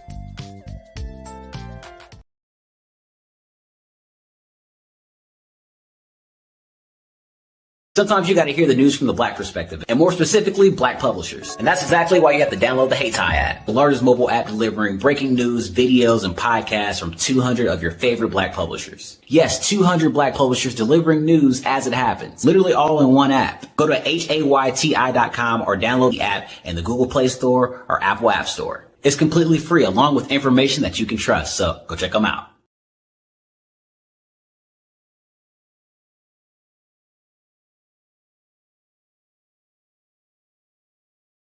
I am from Washington, D.C., but I was raised in Durham, North Carolina. I came to Durham when I was about 5 or 6, and then I traveled back and forth to D.C. because it's where my people are from. One of the unique things about my family is my mother, she's also an artist. She does quilting, and she does a lot of artistic things, and then my son, he draws with both hands, his right hand and his left hand like I do. So that's kind of a family trait. And then my other son, he's a videographer, and my daughter, she works, she's a regional vice president for Sunglasses. When you start out drawing and sketching, you want to continue to explore each avenue. I do pastels, I do pen and ink, I do painting, I do acrylics. I haven't done oils yet, but I try to do all facets of art. What I say to a lot of times to people is, you can't put yourself in a box when you're an artist. You have to explore. And over the course of my life, I've tried to explore different mediums. I also do sculpture as well. I choose my subjects by the intensity that they have in their faces or the intensity that somebody is moving, because I do more than portrait drawings. I also do I do abstract, and then I do figurative drawing also. Well, what happened in this particular show is that I started out trying to come up with something that would be a little bit different than what everybody else is doing. So I was working on a Barack Obama show, and they wanted me to do some paintings of Barack. And so what I did was, because of the deadlines, I kind of did it kind of fast. And then I realized when I was doing it fast, I enjoyed it. And so then I started doing other pieces the same way, and I started to enjoy those pieces also. And so I came up with this particular style, and it's a style of lines and colors. And what's interesting is that when I was in college, I did a show called Lines, Colors, and I talked about the boldness of the blacks, the hotness of the whites, and this is how this has come about, later on in my life. And the colors comes from a lot of the entertainers that I work with, where they wear different colors. They don't wear, your plain reds or your whites. They wear different colors, and so that's also another piece of what's giving me the colors. The subtitle of this show is Faces That Speak Life. That's real critical. Faces that speak life. Each one of these pieces is a life source and a life energy that's being put on display for people that are looking at them. I always say in terms of my art, it's not important that I draw them. It's important what you get out of what I draw. I don't try to just draw it because you like it. People wanted me to do prints. I didn't do prints. People asked me to do different people, but the people that I choose are people that make a difference in the lives of people in the world. So the human landscape idea was, again, as I say, the lines represent your emotions, it represents your ideas, and it represents your journey as a human being. And that's why you get the different pieces and the different looks. And as you notice, I try not to do one look that looks alike another look. And that's what's the most important part of this show. The Black Business Network and Black Business Olympics are essential platforms for Black business owners globally. They provide the tools and support you need to succeed in today's competitive marketplace. Join us today as we collaborate together with businesses from around the world to support our children, students, and young future entrepreneurs, Black businesses and corporations. We raise funds for students going to college and young entrepreneurs who are aspiring to be business owners, and we invite you to be a contributor today. Visit the website www.blackbusinessexpousa.com to connect with and learn more about how the Black Business Network and Black Business Olympics can help you not only share your amazing business story to businesses, but also serve future generations. Hello, my name is David Jones, CEO and co-founder of the Hello LLC, where we help businesses build a culture, brand and experience, and leverage technology to pivot into Web3. Join the Black Business Network streaming live into Roku, Metaverse, STEM City, Black Multiverse Enterprises, Hulu, YouTube, iHeartRadio, Apple, Facebook, LinkedIn, Spotify, Twitch, and Google Podcasts. Tune in, turn on, and let's thrive.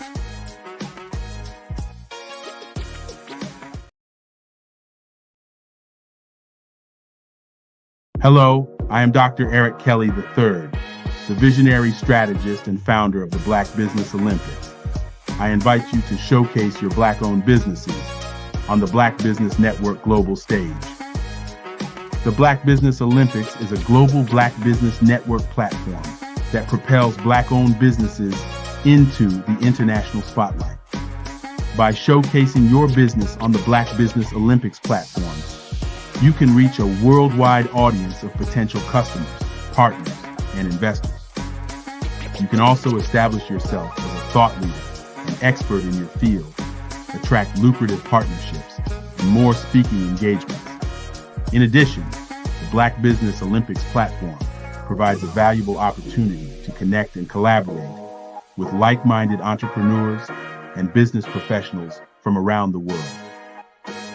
This can lead to new business opportunities, ideas, and relationships. Finally, by sharing your story and expertise on the Black Business Olympics platform, you can inspire and empower others. This is a powerful way to make a positive impact on the world and leave a lasting legacy. If you are a Black-owned business owner, I encourage you to seize the opportunity to showcase your business on the Black Business Olympics platform. It is a once-in-a-lifetime opportunity to make an indelible mark on the world. Be one of the 1,000 visionary entrepreneurs who are changing students' lives, shaping industries, and leaving an unforgettable legacy for their families. Unleash your voice on our global stage and watch your business thrive. Black Business Olympics is one of the largest Black business showcases in the history of Black business in the world. Yes, the entire world. Just give me a call today at 919-308-9090.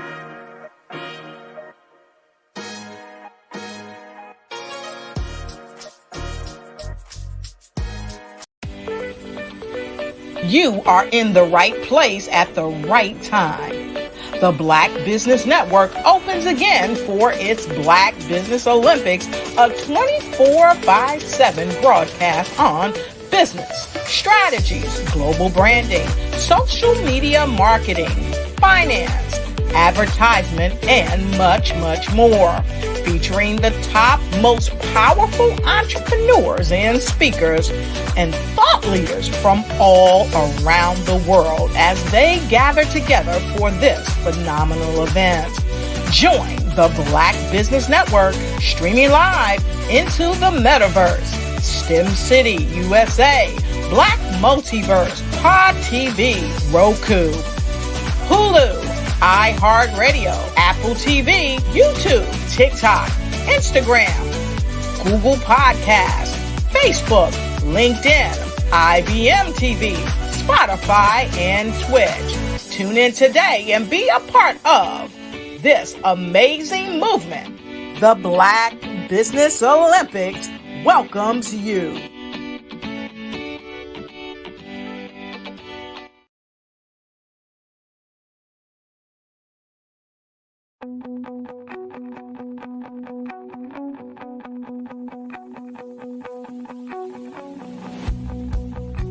I am Black business. From the moment I wake until the time I sleep. Yes, I am Black business. I am Black business. Tell me, are you Black business?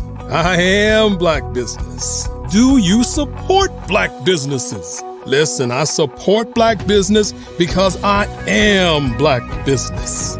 Black Business Expo, one of the largest business showcases in the history of Black business in the world. The world! Sign up today at www.blackbusinessexpousa.com or call 919-308-9090. I am Black business.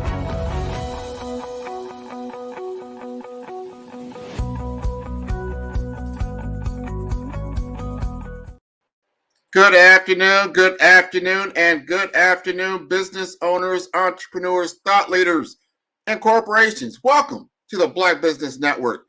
My name is Grant McGaw. I'm the CEO of 5-Star BDM and host of the award-winning Follow the Brand podcast and TV series. I'm your business moderator for this afternoon on the Black Business Network. The Black Business Network is a 24-hour business network showcasing Black businesses, business owners, entrepreneurs, and thought leaders worldwide. And we have had speakers all this week and this entire year, all the way from North Carolina, London, Singapore, Africa, Japan, and cities all over the United States.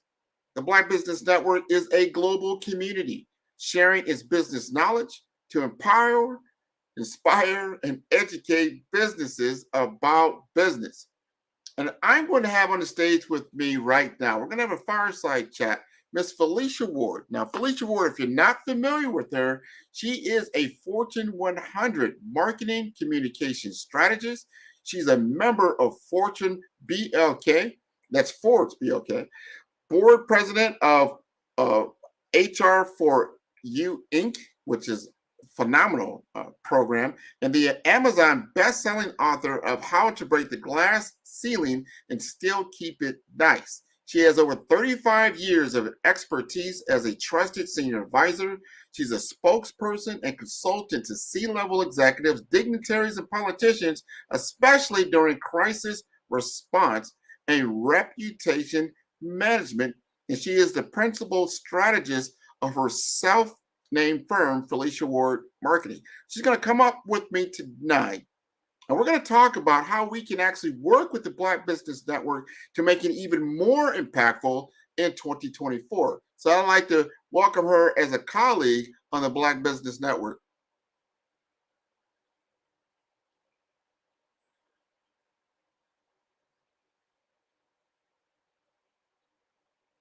I think she's coming up here in momentarily.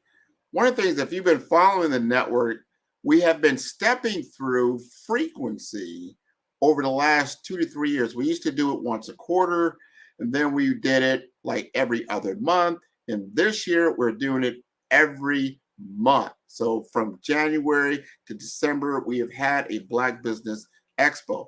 Going into next year, we're looking to do it twice a month, which is phenomenal because we're getting to a point where this will be a 24-hour network, constantly available to you to showcase Black business owners and entrepreneurs throughout the world that you can get content from. We're making this a knowledge bank.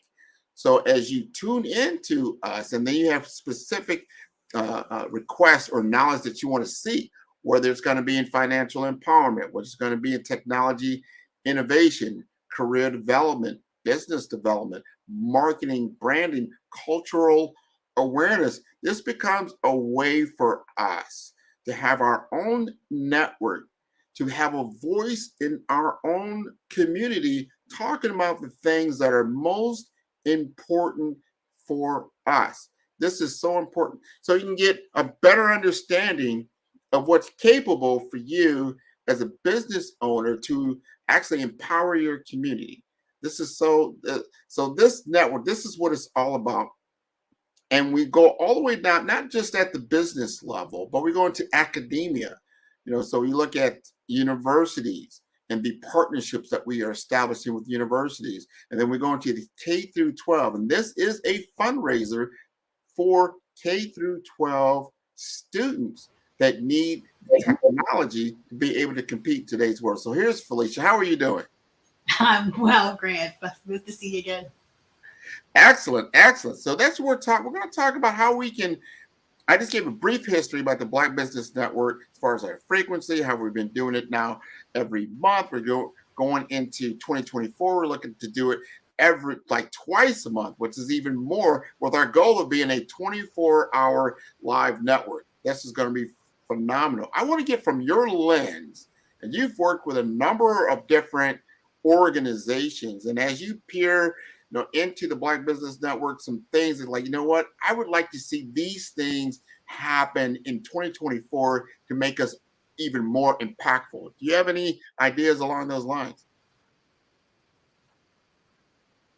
Well, we talked about a new website, so I'm excited about that to mirror the beautiful app that you guys have now. It's wonderful, the Black Business Network app, so that people can donate to the organization, but to have that hub of a website that houses all of our content, and it can be the one place that you can find out everything there is to know about the network. I also think I'm excited to possibly see a Meet the Author.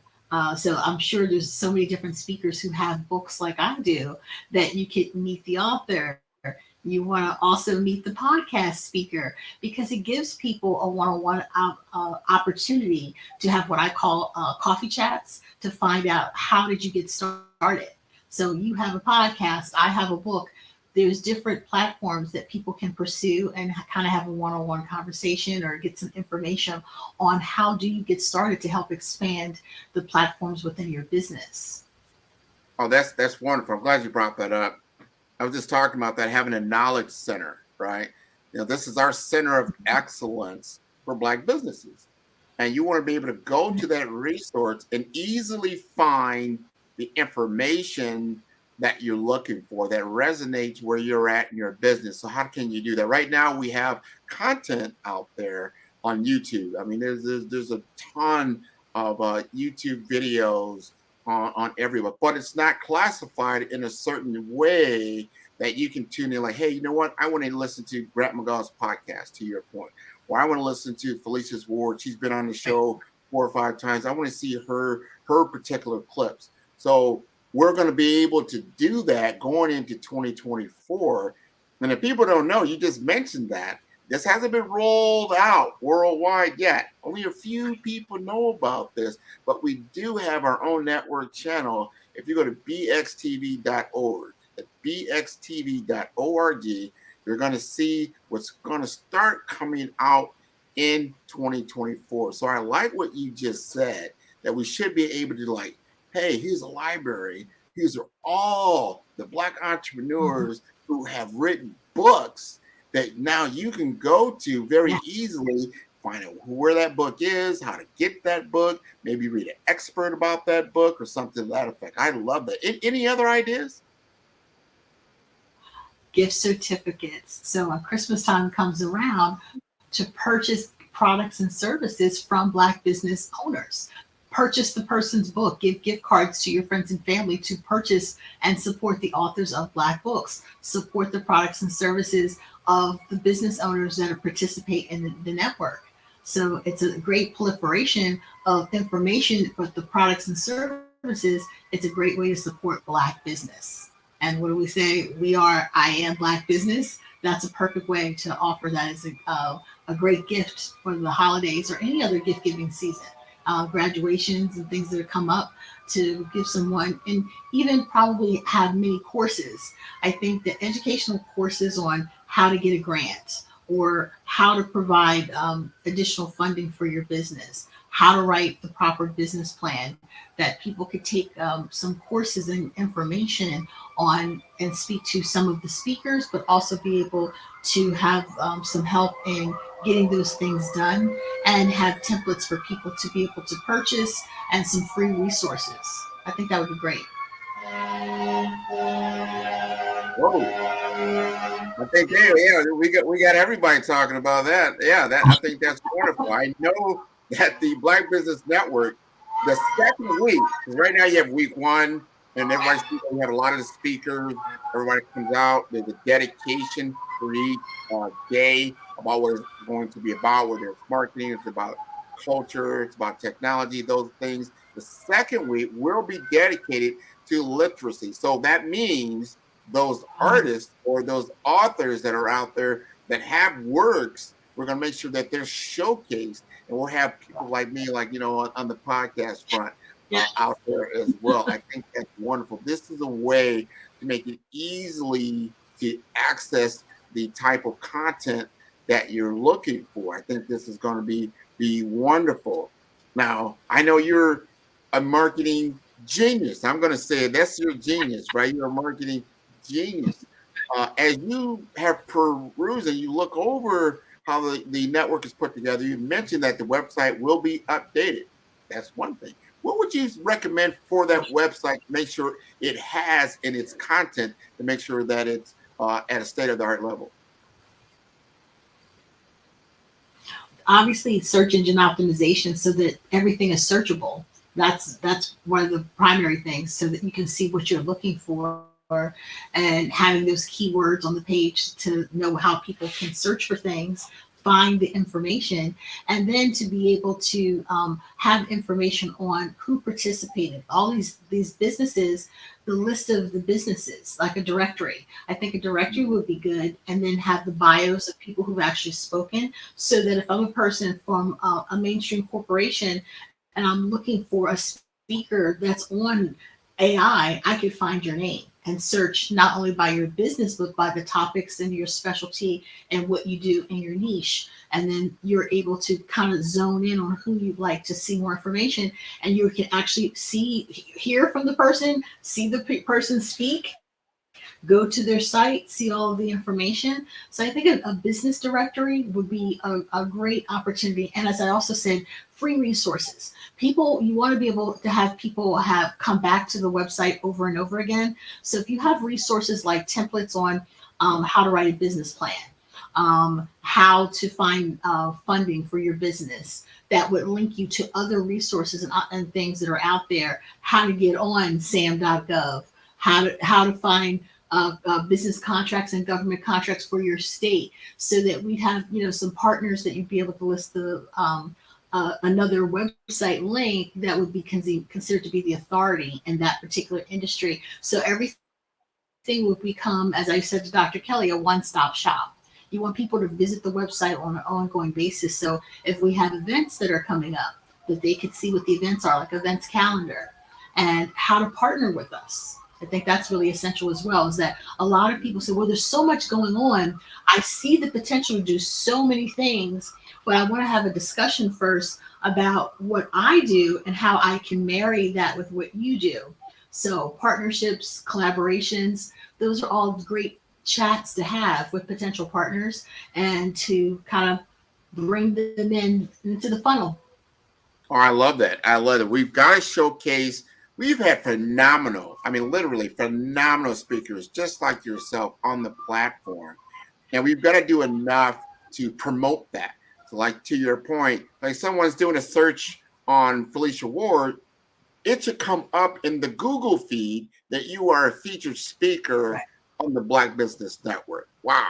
And there's a link right there in the Google feed to your talk. It could be this talk right now, could be featured, right? And that's all doable. It's just a matter of making that a priority and getting Google, to your point, to be able, hey, when it scrolls through and it starts to see what the Black Business Network is about, it starts seeing all this wonderful content, it starts bringing it up to the forefront and putting it out there for people. Not just Google, there's Bing, there's other search engines that are out there, even in the social media world, your Facebook, your Instagrams, your TikToks, your LinkedIn, so that it starts to become a dominant brand in the market space in which it operates. Would you agree?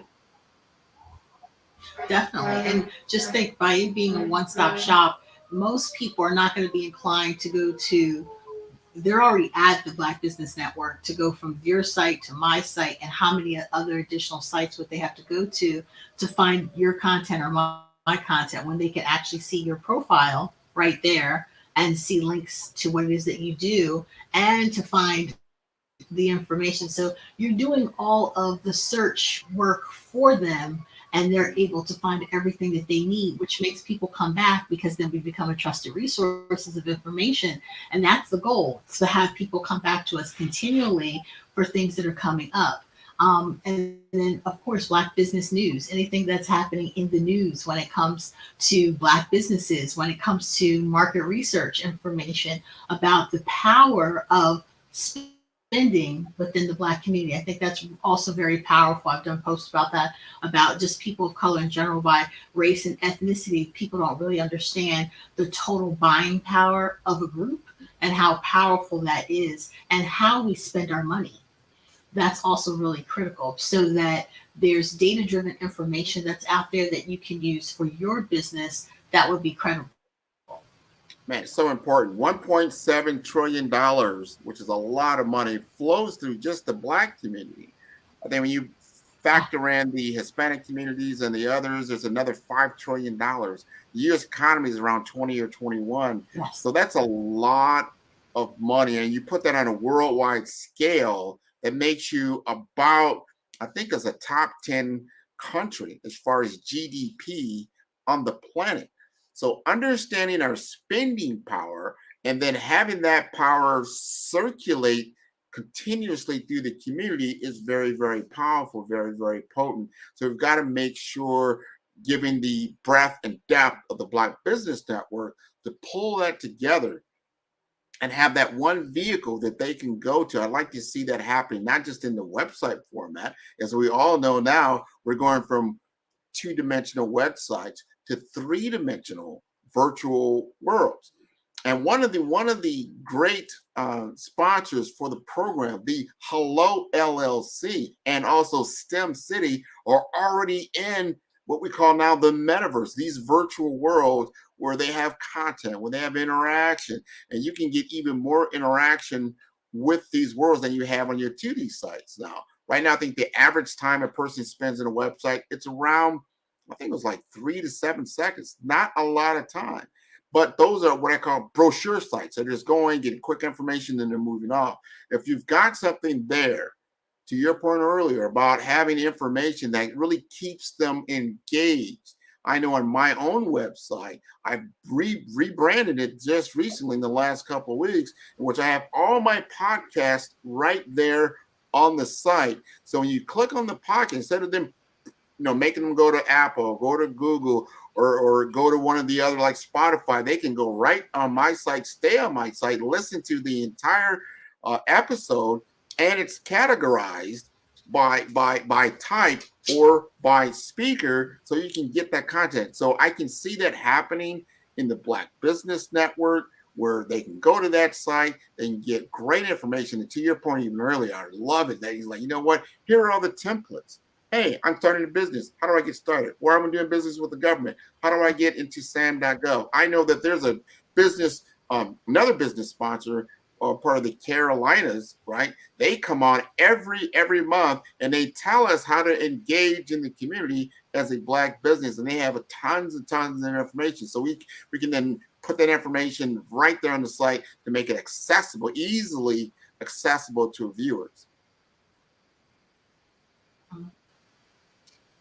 I love that what the Carolinas do, because that community engagement piece is really key, and to show people that is part of your business. A lot of people don't realize, oh, you know what, I'm going to not do the community engagement, I'm just going to focus on that. It's like, no, you have to start from the beginning. If you want your community to support you, you have to make that an integral part of your actual business plan as to what you're going to do. And I love what you said about the rebranding. I'm doing the exact same thing, and I'm starting to build in all of the different master classes and things and try to categorize them to have them all in one spot, so that people don't have to do that search. And it increases the number of people who come and visit your site. So I'm excited to announce that I will be working on the Black Business Olympics website, so that it'll pair nicely with the app and everything else that's going on. So I'm excited to kind of dig in and to get started in that, and to look at it. I just think it's important to look at websites and things like that from the customer's perspective. What would you like to see if you came to the site? And so when you show people from soup to nuts, this is what you do to help build your business, and you have some frameworks available for people, and you have some information that people will come back and come back and come back. And that's the whole point. You want them to visit multiple times and be known as a great resource to your community. Absolutely. And they are a great resource. We are a great resource for our community. There's another thing. So we talked about the website, right? And we've talked about a little bit about some of the content that's going to be on the site. I gave a little bit of talk around the virtual worlds that are coming, and that'll be available. But they're also having this thing. Dr. Kelly showed me this, and I just like, wow, I want one of those. And that's the mobile application. They have a Black Business Network mobile application that is a mini site of everything, one-stop. A lot of people are on their mobile phone. Here's the stat. People don't realize this. 70% of your target market, if they're aware of you and you send them a text message, they will respond. 70%. Look at that. How, hey, if on your website, did 70% of people go on your website? Probably not. Or, in other media. It is the number Probably not. one media out there. Mobile texting is big, but you got to know how to do it effectively, and you got to have the right content. The content that I was shown, it's not just like, hey, well, you know what? You can go to I can see your website on my mobile phone. I got everything there. You don't have everything there. You may think you do, but when you see this mobile app, it's mobile. It's designed for mobile interaction, for clicking, right? You can see, like, wow, I want to see one of Grant's podcasts. Boom, there it is right there. Or I want to see a YouTube video. Ooh, it's right there. Or I need to contact someone. I have the contact information. Or I need a virtual card. Instead of having all these different applications for your virtual business card, it's all right there. Oh, I need a QR code. Guess what? It's right there. I have an event coming up. Guess what? It's right there. I want to see the entire scheduling of the Black Business Network. Where do I go find it? No, push a button. It's all right there. This mobile app is so powerful, I went and bought it the same day.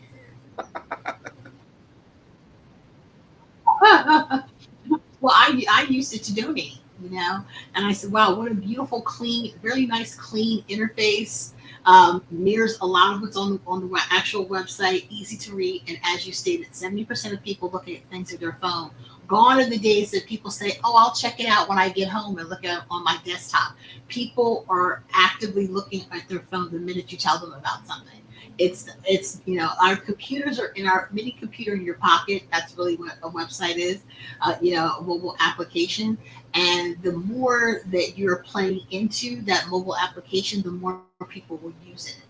And the text messaging, that is what people prefer. A lot of people prefer the text messaging because you can either answer yes or no, you're telling them about a special, you're reminding them of a meeting or some upcoming event. They're more responsive to that because that is basically how people communicate nowadays, through text messaging. So email has a high, conversion rate as well. And of course you get to own those people's emails. But once you've established a relationship with someone and they've allowed you to have their phone number, as long as you don't abuse it, it has a high conversion rate as well. That people love seeing, giving them valuable information, and it's not as intrusive. 100%. Any kind of form of communication, just like if you were in front of somebody, there's certain etiquette that you have. You don't just go in someone's house and start running through all their cabinets and rooms and stuff like that. You won't do that, right?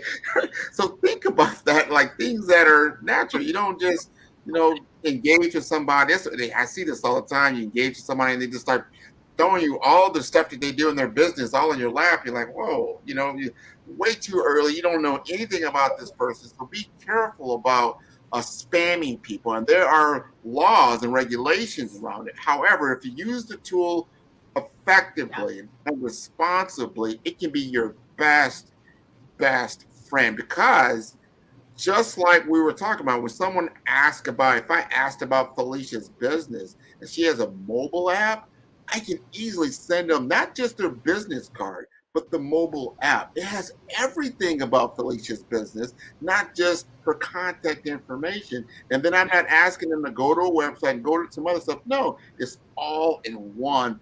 And that's beautiful. I'm going to change the conversation just a little bit because everybody knows AI is king right now. AI, artificial intelligence, I would say generative AI, things like that is taking the marketing world and turned it upside down. Or I would say it's amplified the capabilities of marketing. How would you suggest the Black Business Network operate in the AI economy?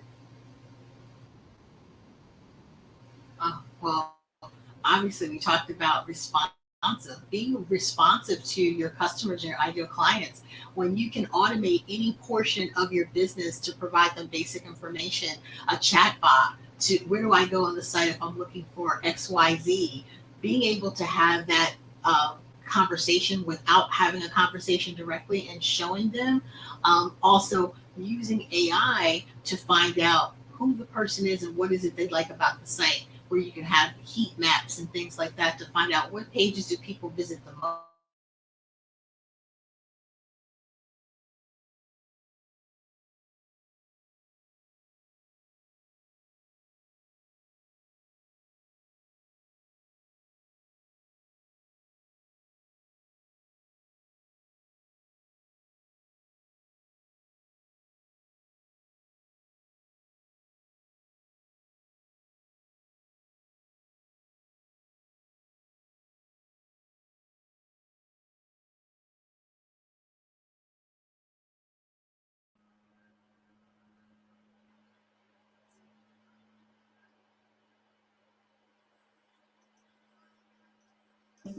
I can't hear her.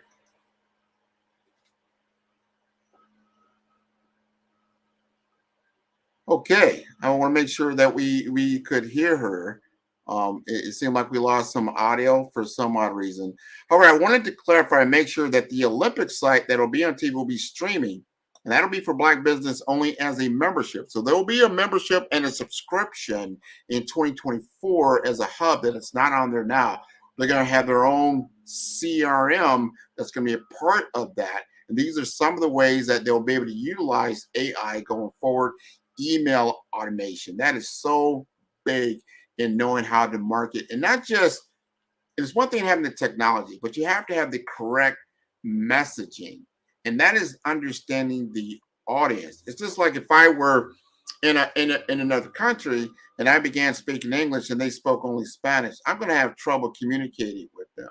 We need to understand our audience and what they're hearing, not just what we're saying. We obviously know our business probably very well, but we may not know how they view our business from their lens, and usually it's from an application standpoint. How can I utilize the Black Business Network, the Black Business Olympics, and all these different companies that are there to my advantage? I need to hear what that looks like. What are the applications? So the Black Business Network is making that much easier as we go forward to communicate with a lot of different people, and they'll want to then opt in as a business owner or more even specifically as a sponsor. Remember, this is a fundraiser for our children to get access to technology, to get access to capital. I don't want to hear about someone that's interested in going to college and like, wow, you know what, I wish I could go to college, but finance is a barrier. We need to be able to mitigate that with the resources that we have. If we have all these Black businesses throughout the world donating and also getting sponsorship through all the different connections, now we've created an ethos and an ecosystem that allows our children to have access to education and access to resources to then being able to better the community in the long term and obviously in the short term as well. So as you start looking at this holistically and try to get an understanding of where we're going with the Black Business Network, it'll become clearer and clearer that this becomes an engine for us to move forward as a community, economically, as well as technologically, right? And as a culture, so that the culture of itself benefits and everybody benefits, not just one person or just a few people. No, everyone has an opportunity to participate in the Black Business Network. And they're like, what? You know what?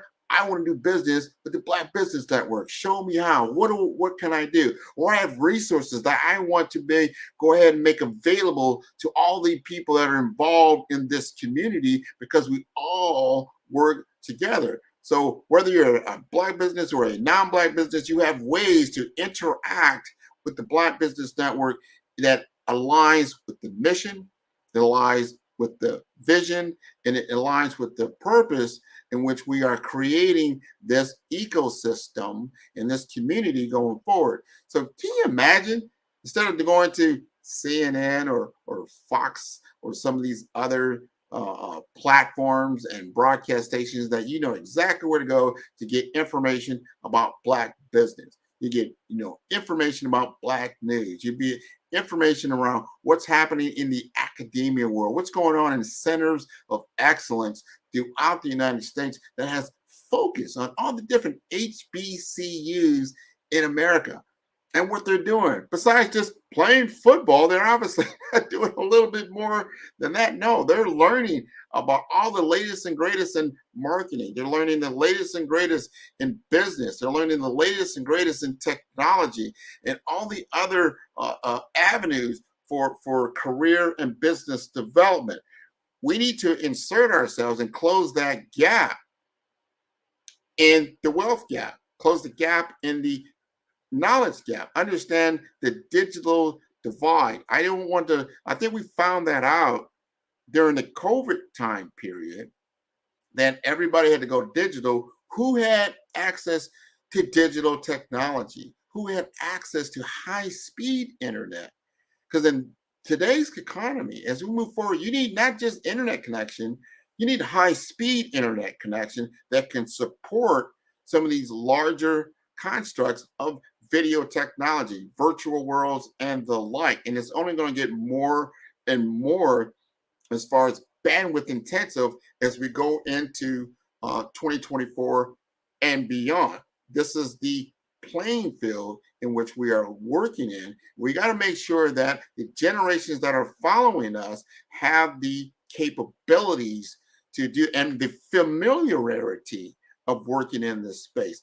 Lots of kids out there are operating on these gaming systems, and maybe or maybe not don't realize how powerful they are. They're not just games. They're not just games. They are sophisticated computer systems operating very, very, very powerful technology. If you've never heard of a CPU, all right, that's a central processing unit. You have GPU, right? That's a graphic interface. Those graphic cards are very powerful. That actually was making quantum computing something of relevance, as well as all these other techs that are coming along. Those chips are already in these gaming engines. So if you're operating or you understand Roblox or you understand Unity and you see these digital worlds that are already created, you can create them. That's the message I'm getting to. You can create them. Your kids can create them. So when they open up those gifts in a couple of days, and you realize, hey, I might have got you the latest Fortnite or the latest other, more popular games, help them understand that they can make games themselves. There are tutorials inside of those games that they can go ahead and engage with so they can make their own game. They can go to many, many resources out there now on YouTube and some of these other social media platforms. They're probably wherever you may not be aware of. They can go out there and understand how to create these games and how to gamify. Gamification is a big economy right now. I think it's probably in the billions, if not trillions of dollars. There are esports now where before, like, hey, my kid is playing the games all the time. You can get a scholarship to go on to some of these platforms and move forward. So this is a big, big, big thing. We're getting to the end of this hour. You cannot wait and see what's going to come out in 2024 on the Black Business Network. It is going to be something to see. So if you have seen things that we've done here in the past, you're going to love where we are going. Now, I'm going to remind everybody again, the Black Business Expo's mission is to raise funds for high school seniors going to college or K through 12 entrepreneurs. This expo is a fundraiser for students. You may go to www.blackbusinessexpousa.com to donate to the scholarship fund or use the Cash App that's on the screen below, and that is $BBXUSA. Our goal is to give laptops and up to $5,000 to 10 students. Students can register online at www.blackbusinessexpousa.com. Every dollar counts. So you want to remind you to donate to the scholarship fund. We'd like to thank our Black Business Expo USA sponsors for December 2023. They include NC100, Moody Capital Partners, Suede Soul, Lotus Crochet Coaching and Training, the Hello LLC, Carolina, Virginia Minority Supplier Development Council, Step Management, 5-Star BDM, BHS and Associates, Margie McLean Foundation Incorporated, Genius is Common, Earth Essentials, Milani Shani Global, Executive Woman Success Institute, The Quality Coaching Company, Superwoman Business Services, Creative Force Studios, Lee Entertainment, Artistic App Design, Black Business Expo USA. Genius is Common. Now see you on the other side.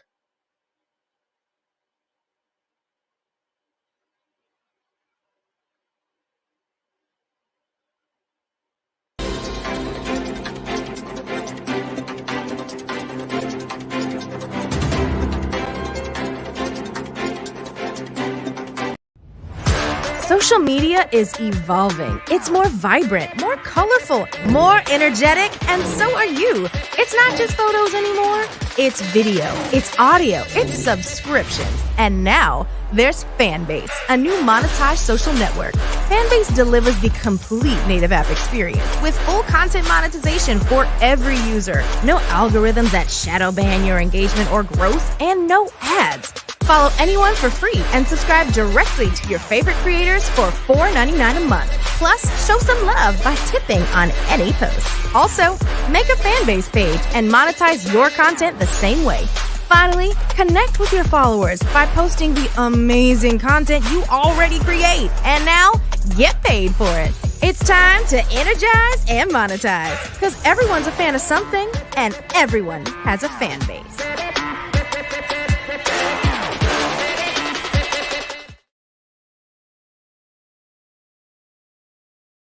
Sometimes you got to hear the news from the Black perspective, and more specifically, Black publishers. And that's exactly why you have to download the Hey Tie app, the largest mobile app delivering breaking news, videos, and podcasts from 200 of your favorite Black publishers. Yes, 200 Black publishers delivering news as it happens, literally all in one app. Go to HAYTI.com or download the app in the Google Play Store or Apple App Store. It's completely free, along with information that you can trust, so go check them out.